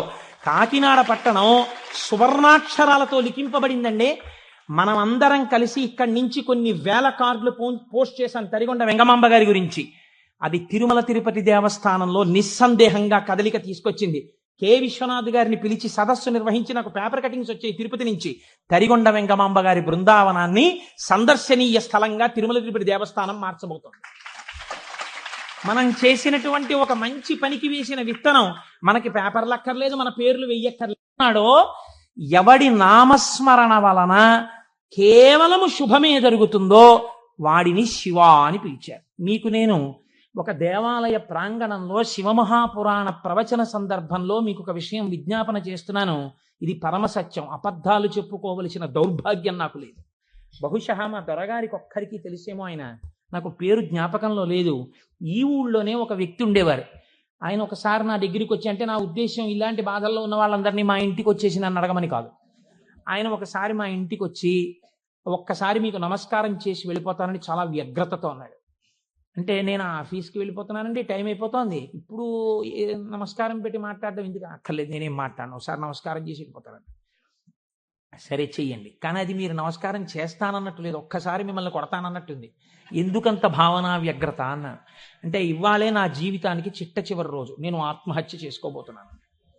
నా మనస్సులో ఎప్పుడైనా శాంతి కలిగితే మీ ఉపన్యాసాల్లోనే కలిగేది. అందుకని మీకు ఒక్కసారి నమస్కారం చేసి ఆత్మహత్య చేసుకుందామని వచ్చాను. మీకు ఒక్కరికే చెప్తున్నాను, మీరు ఎవరికీ చెప్పకండి, సాయంకాలానికి నేను ఉండను. నేను హడిలిపోయినది, నాకు చెప్పాడు బాబని. అది నేను తర్వాత ఎడతాను ఆఫీస్కి, అవసరమైతే హాఫ్ డే సీఎల్ ఎడతాను, కూర్చోండి అని కూర్చోబెట్టాను. అంటే బాబా ఇలా మా ఇంటికి వచ్చేయమని కాలుసమండి. కాబట్టి కూర్చుంటే ఏమి మీకు ఎందుకు కలిగింది ఈ బాధ? ఆయన ఏదో పాపం చాలా చెప్పుకొచ్చాడు ఏడుస్తూ. నేనన్నా సరే ఒక పని చేయండి, ఆఖరి ప్రయత్నం వచ్చేయండి, మీరు దీక్షగా 42 రోజులు శివాలయానికి ఎవ్వరికీ చెప్పద్దు.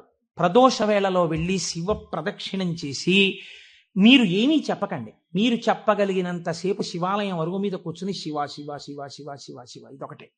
ఒక 42 రోజులు ఈ దరిద్రాన్ని, మీ కష్టాలని అనుభవించి చూడండి అన్నాడు. మీరు నమ్ముతారా?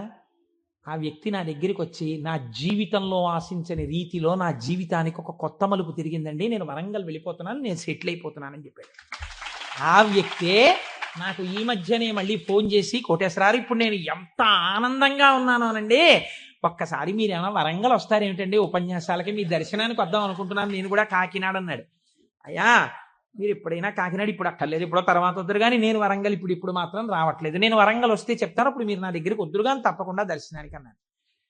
కళ్యాణి అందులో అంటారే, ఏతి జీవంతిమానందో నరం వర్ష శతాదపి అంటుంది సుందరకాండ. 100 ఏళ్ళు బతికిన వాడు శుభాన్ని చూస్తాడు. అందుకే తొందరపడి ఏదో సమస్య ఉందని ఆత్మహత్యలు చేసేసుకుంటాం, ఇలాంటి మాటలు అనకూడదు. కాబట్టి చూడండి, శివుడు ఉద్ధరించగలడు అనడానికి ప్రత్యక్ష ప్రమాణం మనకే ఉంది కదా.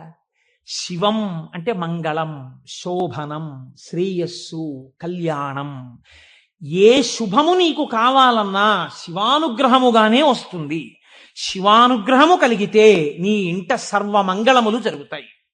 అందుకే శంకర భగవత్పాదాచార్య స్వామి శివానంద లహరిలో ఒక మాట అంటారు, అసలు శివ నిన్ను చూసి ఏదేదో అనుకుంటుంటారు, అసలు నీ స్వరూపం ఒక్కసారి ఆలోచించు. కరస్తే హేమాద్రౌ గిరిశ నికటస్తే ధనపతౌ గృహస్థే స్వర్భూజామరసురభి చింతామణిగణే శిరస్థే సీతాంశౌ చరణయుగళస్తే అఖిల శుభౌ కమర్థం దాస్యేహం భవతు భవదర్థం మమ మనః అంటారు. శంకర, నాకు శుభం ఇయ్యని అడగడానికి నీకు నేనేమి ఇచ్చివను? కరస్తే హేమాద్రౌ, ఒక చేతిలో నువ్వు మేరు పర్వతం బంగారు కొండ పట్టుకున్నావు, బంగారు కొండే నీకుంది, ఇంకేమివ్వను? గిరిశ నికటస్తే ధనపతౌ, గిరిశ ఓ శంకర, నీ పక్కన నవనిధులకు అధిపతి అయిన కుబేరుడు ఇలా నిలబడ్డాడు. నువ్వు ఎప్పుడు కుబేరా కొంచెం ఏమైనా 2 రూపాయలనేటి అనలేదు. ఆయనే ఎప్పుడు ఏమైనా అడుగుతావేమోనని ఇలా నిలబడ్డా, ఆయన కోరిక తీరలేదు. గిరిశ నికటస్తే ధనపతౌ, కుబేరుడు నీ పక్కన ఉన్నాడు. గృహస్థే స్వర్భూజామరసురభి చింతామణిగణే, నీ ఇంట కల్పవృక్షాలు, కామధేనువులు, చింతామణులు రాసులు పోసి ఉన్నాయి. ఎన్ని కామధేనువులో, ఎన్ని కల్పవృక్షాలో, చింతామణులతో గోడలు కట్టారు నీ ఇంట్లో. పోన్లేవయ్యా ఇవన్నీ ఉన్నాయి, కానీ నీకేదో మోక్షం ఇస్తాను, నీకేమైనా అనారోగ్యం వస్తే తగ్గిస్తానడానికి నీ యొక్క శిరస్సు మీద సీతాంశు చంద్రబింబం ఉంది, చంద్రరేఖ ఉంది, కాబట్టి మోక్షం ఇచ్చే అధికారం నీకుంది. ఇంకా నీకు నేనేమివ్వను? నాది నాది అన్నది ఒక్కటి ఉంది నా దగ్గర, నీది కాదని నా దగ్గర ఉన్నది అన్నది ఏమిటో తెలుసా? కమర్థం దాస్యేహం భవతు భవదర్థం మమ మనః. నాది అని అస్తమానం నన్ను బంధనంలో పడేసే ఈ మనస్సు నీకు ఇచ్చేస్తా, బుచ్చేసుకో.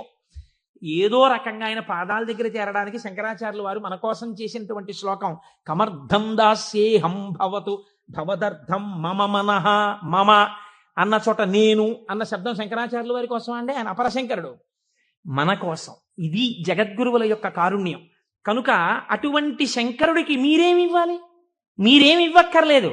కానీ మీరు ఇలా నమస్కరిస్తే చాలు, ఒక్కసారి శివ అంటే చాలు, ఆయన పొంగిపోతాడు. అందుకు కదా మనం ప్రదోష వేళలో ఉపన్యాసం మొదలు పెట్టే ముందు శివాష్టోత్తర శతనామ స్తోత్రాన్ని ఒక్కసారి అనుసంధానం చెయ్యాలి అని మనం అనుకుంటున్నాం. మీరు చూడండి, నేను ఇక్కడ మీకు ఒక గంభీరమైనటువంటి విషయాన్ని వాళ్ళ ప్రస్తావన చెయ్యాలి అని అనుకుంటున్నాను. ఆనందం వస్తే కళ్ళజోడు తీసేస్తూ ఉండడం, మళ్ళీ పెట్టుకు చూసుకుంటూ ఉండడం. బాగుందండి మీరు చెప్పింది, శంకరుడు అంతటి గొప్పవాడే, ఇంతవరకు బాగుంది. కానీ ఇలా ఆయన ఎప్పుడూ మా కంటితో మేము చూడని రూపంలో ఉండడమేనా, లేకపోతే మాకు ఇంతకన్నా ఏమైనా గొప్ప ఉపకారం చేశారా? కళ్యాణం, భద్రం, శ్రేయం, శోభనం, శుభం, వీటన్నింటికీ అర్థం కేవలం శుభాలు చేసుకోవడం, పెళ్లిళ్ళు చేసుకోవడం, బూరులు తింటూ ఉండడం, గారులు తింటూ ఉండడం, ఇవేనా? ఇంకేమైనా చెప్పారా శంకరుడు? ఇవే నా అర్థం, నేను ఇవే మీకు చేసి పెడుతుంటానని ఏమైనా అన్నారా? దీన్ని మీరు చాలా జాగ్రత్తగా గంభీరంగా పట్టుకోవాలి. మీరు ఇది పట్టుకునే ప్రయత్నం చేస్తే శివపురాణం విషయంలో మీకు ఒక గొప్ప అవగాహన ఏర్పడిపోతుంది. కాబట్టి చెవులు రిక్కించి చాలా జాగ్రత్తగా వినే ప్రయత్నం చెయ్యండి. కదిలినటువంటి శివుని యొక్క స్వరూపాన్నే నటరాజమూర్తి అని పిలుస్తాం. ఎదర వ్యాఖ్యానం పురాణంలో వస్తుంది, అప్పుడు నేను నటరాజ తత్వం గురించి, చిదంబరం గురించి చెప్తాను, అప్పుడు విందురు. కానీ ఇప్పటికొకటి తెలుసుకోండి, తనలో తాను రమించిపోతున్నటువంటి శివుడు అలలు లేని సరస్సు. కాబట్టి తనలో తాను రమిస్తుంటాడు, కదలిక ఉండదు. ఇప్పుడు అదే శివుడు సృష్టికర్త, స్థితికర్త, ప్రళయకర్తగా ఉన్నాడు అనుకోండి, కదులుతూ ఉంటాడు. ఈ కదిలినప్పుడు నటరాజు నాట్యం చేస్తుంటాడు. నటరాజు సృష్టి స్థితి ప్రళయకర్త అయి నటిస్తున్నప్పుడు పక్కన దగ్గరగా ఎవరైనా నిలబడతారా? నిలబడి అలా చూస్తూ సంతోషపడిపోయే వాళ్ళు ఎవరైనా ఉన్నారా నటరాజుని? శ్రీ మహావిష్ణువు అంతటి వారు అసుర సంధ్య వేళలో మధ్యలో వాయిస్తూ ఉంటారు, శంకరుడు నాట్యం చేస్తుంటే. కాబట్టి ఉట్టిన ఏమీ చేయకుండా స్పెక్టేటర్స్ పాస్ అని చెప్పి ఏమైనా ఇస్తారా? రేపాకి సుబ్బారావు సూర్యకళా మందిరానికి ఇచ్చినట్టు ఇస్తే వెళ్ళి కూర్చున్న పాస్ పట్టుకుని మొదటి వరుసలో చాలా దగ్గరగా ఉట్టిన ఏ సహాయం చేయకుండా ఇలా చేతులు కట్టుకుని అబ్బా చాలా బాగా చేస్తున్నారండి అని ఇలా సంతోషంగా చూసేవాళ్ళు కూడా ఎవరైనా ఉంటారా సభలో? అంటే శాస్త్రం అంది ఇద్దరున్నారు, ఇద్దరే చూస్తారు. అలాగా మిగిలిన వాళ్ళందరూ నటరాజ తాండవమునందు సహాయం చేస్తుంటారు. ఆ ఇద్దరెవరో తెలుసా? ఒకరు వ్యాఘ్రపాదుడు, ఒకరు పతంజలి. వీళ్ళిద్దరే చూస్తూ ఉంటారు. వ్యాఘ్రపాదుడి యొక్క శరీర అధోభాగం పులిగా ఉంటుంది, పతంజలి యొక్క శరీర అధోభాగం పావుగా ఉంటుంది. పతంజలి ఆదిశేషుని యొక్క అంశ. ఈ పతంజలి వ్యాకరణానికి మహాభాష్యం చేశారు. ఈ పతంజలి 1000 నాలుకలతో సమాధానం చెప్పేవారు. ఒకానొకసారి ఈ పతంజలి మహర్షి దగ్గరికి 1000 మంది శిష్యులు వచ్చి, అయ్యా మీ దగ్గర మేము వ్యాకరణం నేర్చుకోవాలనుకుంటున్నామని అడిగారు. పతంజలి మహర్షి అన్నారు, సరే మీకు 1000 మందికి నేను నేర్పుతాను ఏకకాలంలో. ఎవరు ఏ స్థాయిలో ఉన్నారో ఆ స్థాయిలో పాఠం చెప్పేస్తాను. మీకు ఉదాహరణకి వ్యాకరణం అంటే కొద్దిగా సంగీతంతో పోల్చండి. కొద్దిగా అమరిక కోసం సంగీతం నేర్పేటప్పుడు బాగా కీర్తనల్లోకి వచ్చేసిన వాళ్ళకి, ఇంకా సరిగమ పదనిసల్లో ఉన్న వాళ్ళకి, from the lowest string to the highest string కలిపి కూర్చోపెట్టి సంగీతం నేర్పడం కుదరదు. ఎందుకనంటే ఎవరికి వాళ్ళకే టైం ఉండాలి, వాళ్ళ స్థాయికి తగినట్టు వాళ్ళకి చెప్తూ ఉండాలి. వ్యాకరణ మహాభాష్యం చెప్పేటప్పుడు 1000 మంది 1000 రకాలైన ప్రశ్నలు వేస్తారు. 1000 మందికి ఒకేసారి జవాబు చెప్పాలి. కాబట్టి ఇప్పుడు తాను ఎలా చెప్పాలి? తాను ఆదిశేషుడు కనుక శేషాంశతో చెప్పాలి, 1000 నాలుకలతో చెప్తాను. కానీ 1000 నాలుకలతో చెప్పినప్పుడు ఒక ప్రమాదం ఉంది. శేషాంశతో ఉంటాను, దానిలో విషపు గాలి కూడా వస్తుంది, ఎదురుగుండా కూర్చున్నవాడు బూడిదైపోతాడు. కాబట్టి తెర అడ్డం కడతాను. ఇది చిదంబరంలో జరిగిందండి యథార్థంగా. నేను ఒక తెర అడ్డం కట్టి లోపల నేను కూర్చుంటాను, మీరు బయట కూర్చోండి. నేను మీరు ప్రశ్నలు అడుగుతుండండి, నేను చెప్పేస్తుంటాను 1000 నాలుకలతో. ఒక్క నియమం, 1000 నాలుకలతో నేను కష్టపడి 1000 మంది శిష్యులకు సమాధానం చెప్పడానికి కూర్చుని ఉండగా ఎవడైనా సరే నేను పాఠం పూర్తయిందనే లోపల లేచి వెళ్ళిపోతే వాడు బ్రహ్మరాక్షసుడైపోతాడని చెప్పి శాపం పెడుతున్నానన్నారు. 1000 మంది శిష్యులు కూర్చున్నారు. కొంతమందికి అసలు ప్రారంభంలోనే అనుమానాలు ఉంటాయి. అలాంటి వాళ్ళు కూడా ఉంటారు. ఇప్పుడు ఇది మోక్షద్వారం, ఇందులో దూరితే మోక్షం వస్తుంది అన్నాం అనుకోండి, ఇది ఎవరు పెట్టారండి అంటాడు. వెంటనే వాడు వచ్చాడు. అసలు ముందు తెలుసుకోవడం కన్నా అనుమానాలు ఎక్కువ. అక్కడే పతనం ప్రారంభం. విన్నదాన్ని మననం చేసి దీన్ని మనం ఎంత అనుష్ఠానంలోకి తెద్దామని చూడకుండా మనం ఎన్ని అనుమానాలు ఇందులో తెచ్చేసుకుందాం అనేటప్పటికీ అవి ఎప్పటికీ ఆగవు. మీకు ఎప్పటికీ ఆగవు అనుమానాలు. ఇప్పుడు ఏమైపోయింది, ఇందులో ఒకటికి అనుమానం వచ్చింది. ఏటో వెళ్ళిపోతే బ్రహ్మరాక్షసుడు అంటున్నాడు. ఈ మాట వినగానే అసలు నాకు తోచడం మానేసింది. అసలు ఈయన మొదలెట్టే లోపలే కాసేపు బయటికి వెళ్ళి తిరిగి వస్తే మనశ్శాంతిగా ఉంటుంది. పాఠం మొదలెట్టే లోపల వచ్చేద్దామని ముందే వెళ్ళిపోయాడు. పాఠం మొదలెట్టేటప్పటికి వద్దాం, కాస్త మనశ్శాంతి వస్తుంది. లేకపోతే ఈయన ఏమిటో లోపల నేను 1000 నాలుకలు అంటున్నాడు, తెరత్తకూడదు అంటున్నాడు, ఓరు నాయనో ఇదంతా ఏ గొడవగా ఉంటుందో, వెళ్ళిపోతే బ్రహ్మరాక్షసుడు అంటాడు. ముందే కాస్త తిరిగి వస్తే, అలా తిరిగి వచ్చేస్తే కాస్త మనశ్శాంతిగా ఉంటుంది. అప్పుడు వచ్చి కూర్చుందాం పాఠానికని ముందే వెళ్ళిపోయాడు. అంటే ఎలా ఉంటారో చూడండి లోకం. ఇప్పుడు పతంజలి వ్యాఖ్యానం మొదలుపెట్టారు. 1000 నాలుకలతో చెప్పేస్తున్నారు ఆయన పాఠం. ఒక ఆయనకి అనుమానం వచ్చింది. ఏమిట్రా 1000 మంది అడుగుతున్నాం, 1000 మందికి చెప్పేస్తున్నాడు సమాధానాలు, ఎలా చెప్తున్నాడు రా ఈయన, తెర అడ్డం కట్టాడు, నేను చెప్తాను లేండి అన్నాడు. నిజంగా అసలు ఎలా చెప్పగలుగుతున్నాడో ఒక్కసారి చూద్దామని. చూడండి, సేవ చేస్తున్నారు పరమాత్మకి అని తెరడ్డం పెడితే ముందు వరుసలో కూర్చున్నవాడు తెరెత్తి చూస్తుంటాడు. ఎంత తప్పది అంటే అది కూడా భక్తి. కాబట్టి అలా ఆ పతంజలి అటు కూర్చుని ఉండగా ఒక శిష్యుడు ఏం చేశాడంటే మెల్లిగా తెరెత్తాడు. తెరెత్తి చూశాడు. చూసేటప్పటికి విషపు గాలి వాడు ఒక్కడి మీదకే పెడుతుందా, ఈ 999 మంది బూడిదైపోయాడు. అట్నుంచి ప్రశ్న ఆగిపోయింది. ఆగిపోగానే పతంజలికి అనుమానం వచ్చింది. ఏదో జరిగిందని ఆయన పాఠం ఆపి లేపి తెర తీసి చూశారు. బూడిద రాసులు ఉన్నాయి. అరేరే చచ్చిపోయారా 1000 మంది అనుకున్నారు. ఇంతలో పాఠం వినడానికి కొంచెం మనశ్శాంతితో వద్దామన్నవాడు వచ్చాడు. నువ్వు ఎక్కడికి వెళ్ళావురా అని అడిగాడు ఆయన. అది నేను చెప్తాను కానీ వీళ్ళు ఏమిటంటే 999 బూడిద కుప్పలు ఏమిటండి అన్నాడు వాడు. వాడు బుర్ర మరీ పాడైపోయాడు. ఆయన అన్నారు, కంగారు పడకు, నేను ముందే చెప్పాను కదా తెరెత్తద్దని. ఎవడో ఎత్తాడు, బూడిదైపోయారు. నువ్వు మాత్రం ఒక్క శిష్యుడు మిగిలావురా, మీకు 1000 మందికి పాఠం చెప్తానన్నాను, కనీసం ఒక్కడే మిగిలావు, నీకు చెప్తాను పాఠం అన్నారు. వాడు హడిలిపోయాడు. అయ్యి బాబోయ్ పాఠమే అది. ఇప్పుడు పతంజలి అన్నారు, నీకేం చెప్పను, కంగారు పడకు, నీకు నేను అనుగ్రహించేస్తున్నాను, నీకు వ్యాకరణం అంతా భాషించేసింది, నీకు వచ్చేసింది వ్యాకరణ భాష. వింధ్య పర్వత శిఖరాల దగ్గర నిలబడ్డాడు. వింధ్య పర్వతానికి కిందకి దక్షిణ దేశం, పైకి ఉత్తర దేశం. పూర్వం ఔత్తరాహులు అంటే ఉత్తర దేశంలో వాళ్ళు వ్యాకరణం నేర్చుకోవడానికి దక్షిణానికి చిదంబరం వెళ్ళేవారు. చిదంబరం నుంచి ఉత్తరం పాటలీపుత్రానికి వెడుతుండేవారు. అవంతి వెళ్ళడం కూడా ఉండేది ఉజ్జయిని. కాబట్టి ఆయన అక్కడ కూర్చుని పోయారు. పెద్ద రావి చెట్టు ఎక్కి కూర్చున్నాడు. బ్రహ్మరాక్షసుడు కదా, బాగా వ్యాకరణం వచ్చింది. అందుకని ఇటుగా వస్తున్న వాళ్ళని ఆపేవాడు. ఆ రోజుల్లో వ్యాకరణం నేర్చుకోవాలి అంటే, ఆ రోజుల్లో ఏంటి యథార్థం అంతే, వ్యాకరణం నేర్చుకోవాలి అన్నా, వేదం నేర్చుకోవాలి అన్నా ఉపనయనం చేసుకోవాలి. ఉపనయనం చేసుకుని గాయత్రీమాత యొక్క అనుగ్రహాన్ని పొందితే తప్ప వేదం చదవడానికి కానీ వ్యాకరణం చదువుకోవడానికి కానీ అర్హత ఇచ్చేవారు కాదు. కాబట్టి ఇప్పుడు ఈయన ఉపనయనం అయిపోయినటువంటి బ్రహ్మచారులు ఎవరైనా వ్యాకరణం నేర్చుకోవడానికి ఎడుతుంటే వాళ్ళని ఆపుతుండేవాడు. ఆపుతూ వ్యాకరణ సంబంధమై పతంజలికి మాత్రమే తెలుసున్న ఒక గంభీరమైన లోతైన ప్రశ్న అడుగుతుండేవాడు. పచ్చనేటటువంటి ధాతువు మీద త అనబడేటటువంటి నిష్ఠా ప్రత్యయం కలిస్తే పచధాతువునకు నిష్ఠలో రూపం ఏ రకంగా వస్తుంది అని అడిగేవాడు.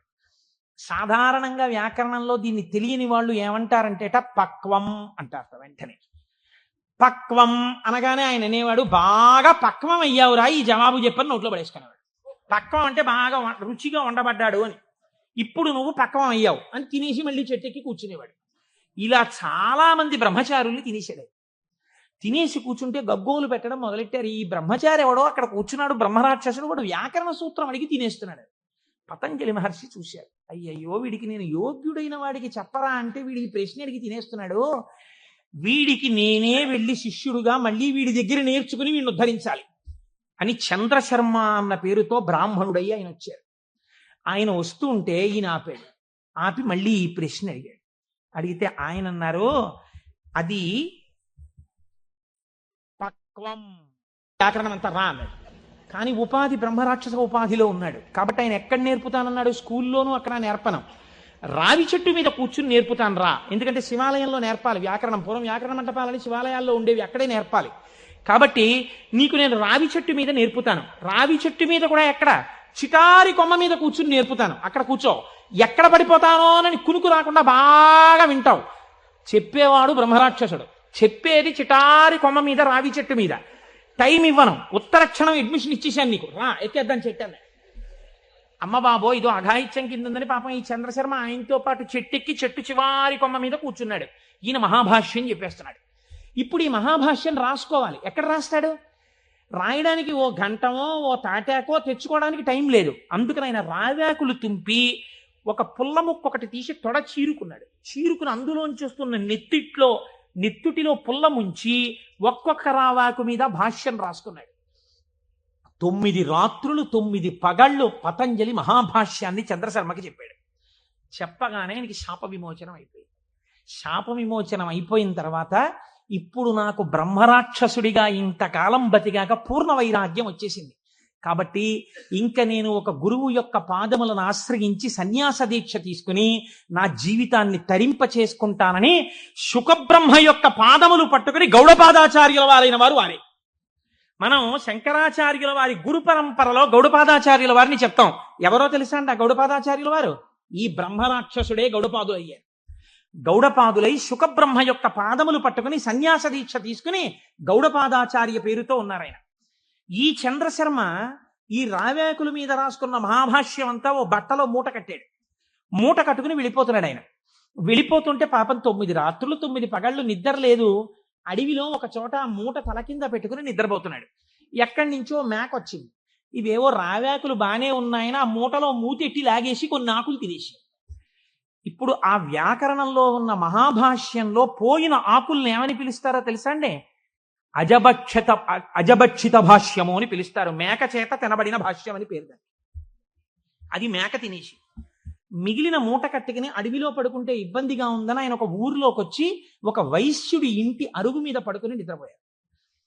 9 రాత్రులు 9 పగళ్ళు అన్నం లేదు, నిద్ర లేదు. శరీరం శోషించిపోయింది, నిద్ర లేదు. ఇంకా ఎంత గాఢ నిద్ర పట్టేసిందంటే ఆకలి కూడా చూసుకోకుండా నిద్రపోతున్నారు. ఆ వైశ్యుడికి ఒక కన్యారత్నం ఉంది. ఆ అమ్మాయి చూసి ఈయన నిద్దట్లోనే మరణిస్తాడేమో అని బెంగ పెట్టుకుని ఒక గొప్ప వైద్య చికిత్స చేసింది. ఇప్పుడు మనం ఆ సిలైన్లవి ఎక్కించాలంటే శరీరానికి సూదితో పొడిచి ఎక్కిస్తాం. మన ఆయుర్వేద శాస్త్రం అలా ఒప్పుకోలేదు. ఎందుకంటే పతంజలి 3ంటికి వ్యాఖ్యానం ఇచ్చారు. మనస్సు, వాక్కు, కాయము. మనస్సు కోసమని యోగ సూత్రాలు ఇచ్చారు ఆయన, వాక్కు కోసం వ్యాకరణం ఇచ్చారు. అలాగే మనస్సు, వాక్కు, కాయము, శరీరం ఆరోగ్యంగా ఉండడానికి చరకుడి యొక్క ఆయుర్వేద సూత్రాలకి భాష్యం చేశారు ఆయన. 3ంటికి భాష్యం ఇచ్చారు. ఆ పిల్ల వైద్య శాస్త్రంలో దిట్ట. ఈ అమ్మాయి ఏం చేసిందంటే పెరుగన్నం బాగా మెత్తగా కలిపేసి ఈ పెరుగన్నాన్ని తీసుకొచ్చి ఒంటి నిండా పూసేసింది ఈ బ్రాహ్మణ పిల్లవాడికి, చంద్రశర్మకి. పెరుగన్నం తొందరగా రోమరంధ్రాల్లోంచి లోపలికి వెళ్ళిపోతుంది. అది లోపలికి వెళ్ళిపోయి ఈ పిల్లవాడికి బలం వచ్చింది. బలం వచ్చి 9 రోజుల భోజనం లేని స్థితి నుంచి శక్తిని పొందాడు. శక్తిని పొంది తెలివచ్చి అమ్మయ్యా బడలికా పోయింది, సత్తువా వచ్చిందని ఆ మూట చూసుకున్నాడు. మూట ఉంది, మూట పట్టుకుని వెళ్ళిపోతుంటే వైశ్యుడు ఎదురొచ్చాడు. ఏమయ్యా నిన్ను మా అమ్మాయి ఎందుకు బ్రతికించుకుందో తెలుసా? నీ చూడచక్కని రూపాన్ని చూసి బ్రతికించుకుంది. నువ్వు మా అమ్మాయిని పెళ్లి చేసుకోవాలన్నాడు. ఇదేమిటయా నాకు వైరాగ్యం వచ్చింది, నేనేదో సన్యాసం తీసుకుందామని వెళ్ళిపోతున్నాను, నువ్వు మీ అమ్మాయిని పెళ్లి చేసుకోమంటావేంటి? నేను చేసుకోనన్నారు ఆయన. వెళ్ళిపోతుంటే ఇలా కాదు, నువ్వు ఇంత ఉపకారం పొంది నా కూతురు మనస్సు భగ్నం చేసి వెళ్ళిపోతున్నావు కాబట్టి మనం రాజు దగ్గరికి వెడదాం తీర్పుకి పదన్నారు. సరే పద అయితే అన్నారు. చంద్రశర్మ వైశ్యుడు ఇద్దరు రాజుగారి అంతఃపురంలోకి వెళ్ళారు. రాజుగారు అంత దూరం నుంచి పిల్లాడిని చూశారు.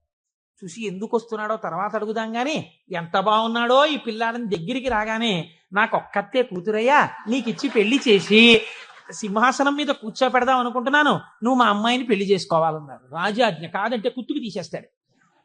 అయ్య బాబోయ్, ఒక పిల్లే వద్దు అనుకుంటే 2 పిల్లలు చుట్టుకున్నారేమిటండి నాకు అని ఈయన చెప్పేలోగానే మంత్రిని పిలిపించి ఈ పిల్లాడు ఎలా ఉన్నాడు అల్లుడిని చేసుకుందాం అనుకుంటున్నానన్నాడు. ఆహాహా, ఏమి తేజోమూర్తి అండి ఇలాంటి వాడు. ఉత్తరోత్తర సింహాసనం మీద కూర్చుంటే మన రాజ్యానికి ఇంకా ఎదురుండదు, తప్పకుండా పిల్లనిచ్చేయండి అన్నారు. ఇద్దరు పిల్లల్ని ఇచ్చి పెళ్లి చేసేస్తామన్నారు. అసలు నా గోడు వినేవాళ్ళు లేడు మహాప్రభో, నేను వైరాగ్యం ఉందిరా నాకు పిల్లలొద్దు పెళ్ళొద్దంటే ఇద్దరు తయారయ్యారు ఏమిటి, నాకు పైగా రాజభోగం కూడా వచ్చింది. వద్దు వద్దన్న వాడికి ఐశ్వర్యం, వద్దు వద్దన్న వాడికి నమస్కారాలు, పెట్టండి అన్నవాడికి పెట్టేవాడు ఉండడు అని ఆయన బాధపడుతుంటే మంత్రి గారు ప్రాజ్ఞుడు ఆయన అన్నాడు, ఏమండి బ్రాహ్మణుడు బ్రాహ్మణేతరులను వివాహం చేసుకోవాలంటే ముందు బ్రాహ్మణ కన్యను చేసుకోవాలి.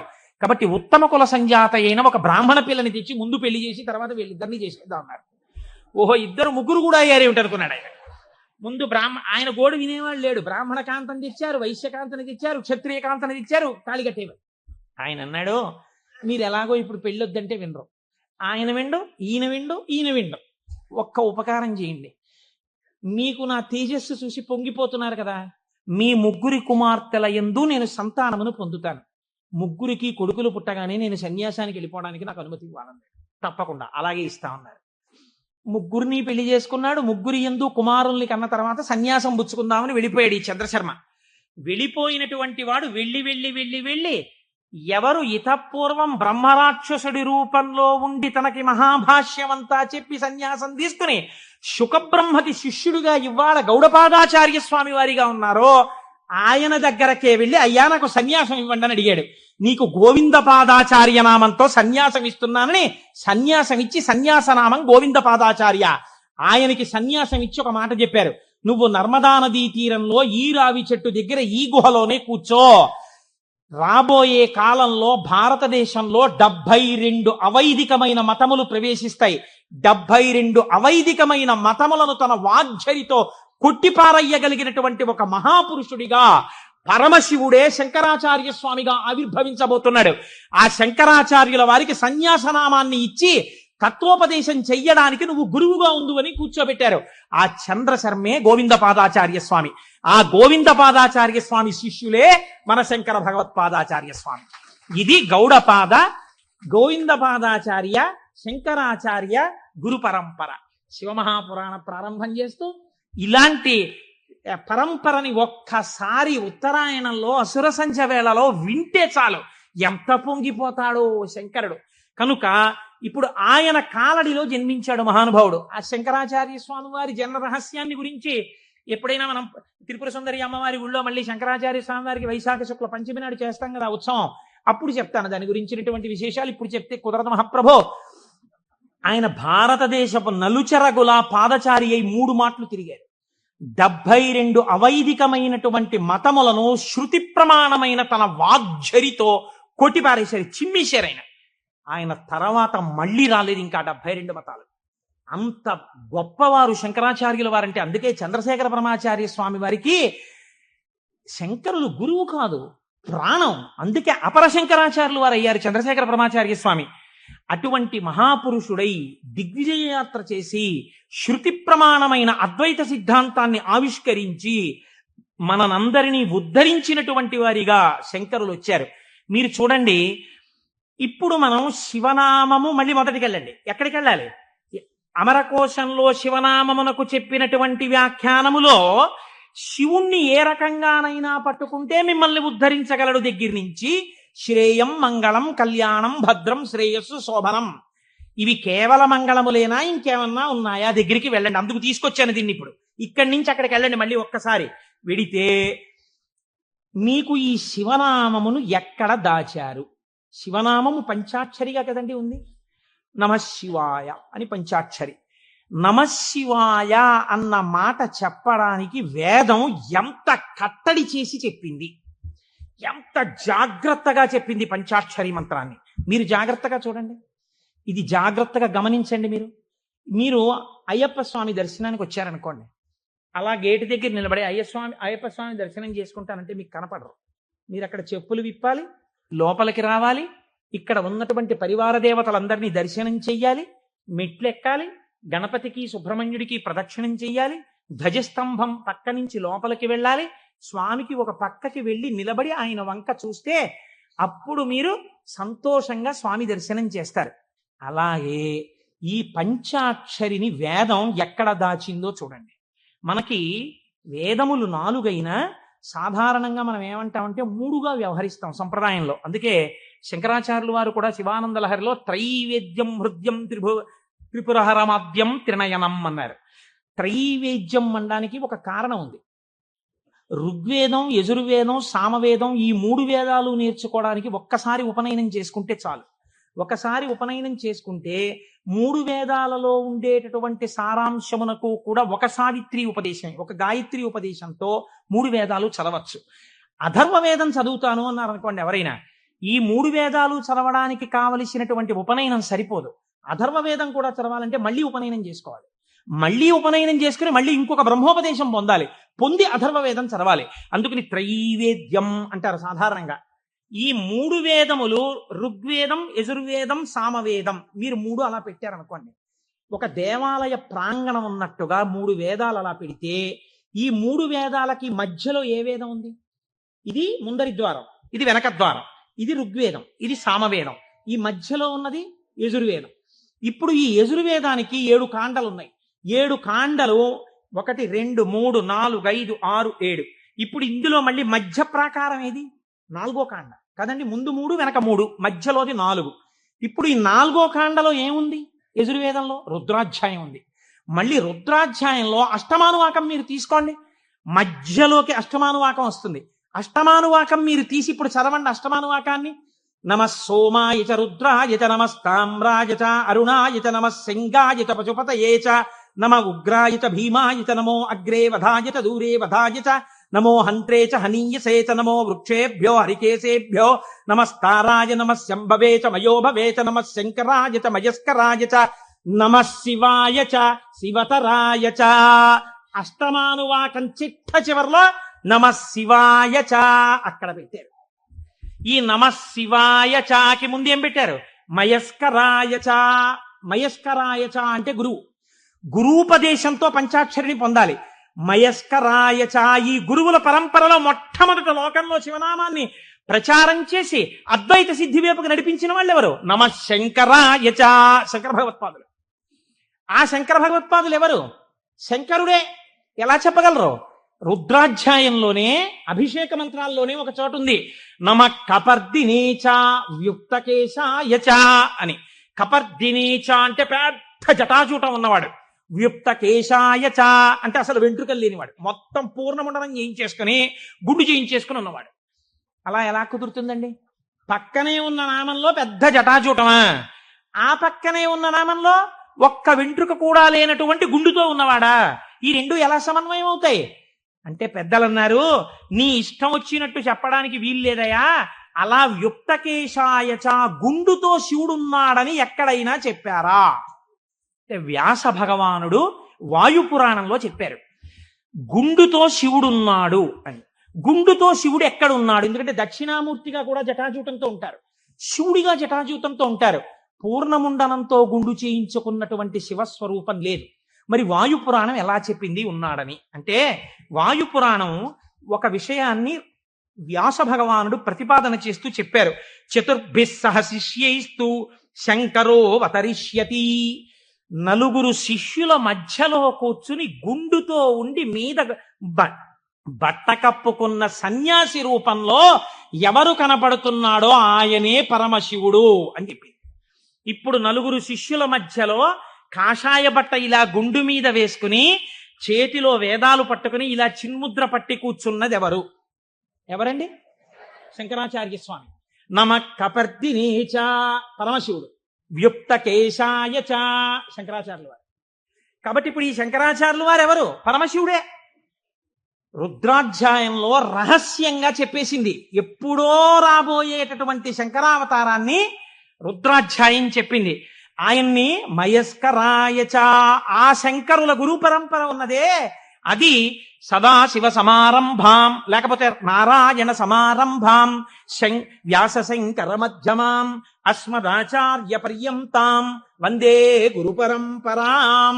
ఆనాడు పరమశివుడు కపర్ది అని ఇంత జుత్తుతో ఉన్నవాడి నుంచి ప్రారంభమైనటువంటి ఈ గురు పరంపర మధ్యలో శంకరాచార్య స్వామి ఉంటే ఈనాడు నాకంటి ఎదుట నాకు శంకరాచార్య స్వరూపమై నన్ను నిలబెట్టి ఆశీర్వదించి నడుపుతున్నటువంటి నా గురువు బ్రహ్మశ్రీ మల్లంపల్లి అమరేశ్వర ప్రసాద్ గారి వరకు ఆ గురు పరంపరయే నడుచుచున్నది.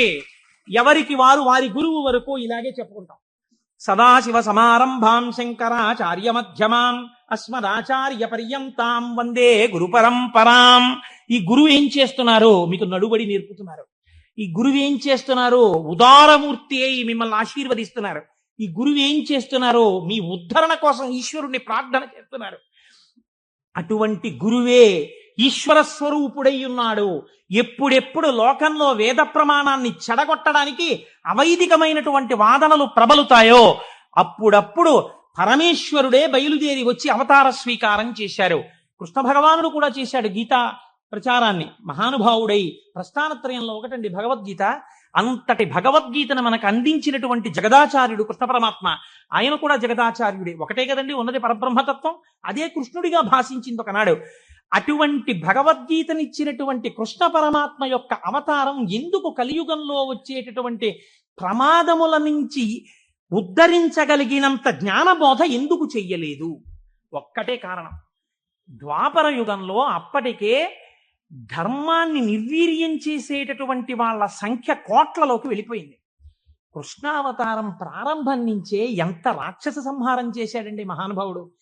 కన్నులు తెరువని కడు చిన్ని పాపడై దానవి చనుబాలు త్రావి చంపే పూతనా సంహారంతో మొదలుపెట్టి ఎంతమంది రాక్షసుల్ని చంపాడు. జరాసంధాది రాక్షసులందరినీ ముందే చంపకపోతే కురుక్షేత్రంలో నిజంగా పాండవులు నిలబడగలరా? ఇంతమందిని చంపాడు. అవతారంలో ఉన్న తక్కువ సమయంలో ఆయన కురుక్షేత్ర మధ్యంలో సమస్త వాంగ్మయాన్ని భగవద్గీత రూపంలో బోధ చేశాడు. కానీ అది సరిపోదేమో. కలియుగం అంటే అసలు మనస్సు నిలబడనటువంటి యుగం. మరి మనస్సు నిలబడదు, కలిపురుషుడి యొక్క ప్రకోపాలు చాలా ఎక్కువగా ఉంటాయి అన్నప్పుడు ఇంకా ఈ గురువులు ఎందుకు, ఈ బోధలు ఎందుకని మీరు నన్ను అడగచ్చు. దానికి ఒక్కటే జవాబు పరమాచార్య స్వామి వారు చెప్పినటువంటివి. నేను ఉపన్యాసాల్లో చెప్పే చాలా భాగాలు పరమాచార్య స్వామి వారివి. కాబట్టి ఆయన అంటారు, మీరు చూడండి, దొంగలు పడుతున్నారు, కాకినాడకి దొంగల ముఠాలు వచ్చాయి, దొంగలు కొట్టేస్తున్నారు, ఇళ్ళు దొంగలు కొట్టేస్తున్నారు అన్నారు అనుకోండి. ఎంత జాగ్రత్తగా ఉన్నా దొంగలు కొట్టేస్తున్నారండి అని తాళం తీసేసి తలుపులు తెరిచి వస్తామా? ఏదో ఒక కట్టడి చేస్తాం. చేసి అమ్మ ఏదో ఒకటి సాయంకాలం కాసేపు వాడు ఏదో చెప్పాడో చెప్పలేదో కానీ శివనామస్మరణ చేయిస్తున్నాడమ్మా, అక్కడికి వెళ్ళొస్తాం, అందుకని కాస్త మా గుమ్మని చూస్తుందరు, తల్లి మీరేదో ఇక్కడే కుర్చీ వేసి కూర్చోండి, లేకపోతే మీ అబ్బాయిని మా ఇంట్లో చూస్తుండమనండి, టీవీ కాసేపు కరెంటు పోయినా పర్వాలేదు మహాప్రభు మాకు మీ వాడిని కూర్చోమనండి అంటాం. కట్టడి చేస్తున్నారా చేయట్లేదా? ఏదో రకంగా. కలిపురుషుడు ఎంత ప్రకోపంతో ఉండడానికి ప్రయత్నించినా మీరు ఈశ్వరుడి పాదాలు గట్టిగా పట్టుకోవడానికి ప్రయత్నించాలి కదా. దానికి ప్రస్థానత్రయ భాష్యంతో మొదలుపెట్టి ఈశ్వరుణ్ణి స్తోత్రం చెయ్యడం వరకు, ఆకాశం నుంచి పాతాళం వరకు సమస్త వాంగ్మయాన్ని జ్ఞానబోధ తప్ప ఇంకొక ప్రయత్నం కాని పని కాని పెట్టుకోకుండా 32 జీవితంలో షణ్మత స్థాపనాచార్యులై శృతి ప్రమాణాన్ని నిలబెట్టి అందరి దేవతల మీద స్తోత్రాలు చెప్పి శివానందలహరి, సౌందర్యలహరి, బ్రహ్మసూత్ర భాష్యం ఎన్ని చేశారండి మహానుభావుడు శంకరాచార్యులు వారు. మరి పేరు చెప్తే చాలు పాపాల పటాల పంచలైపోతాయి.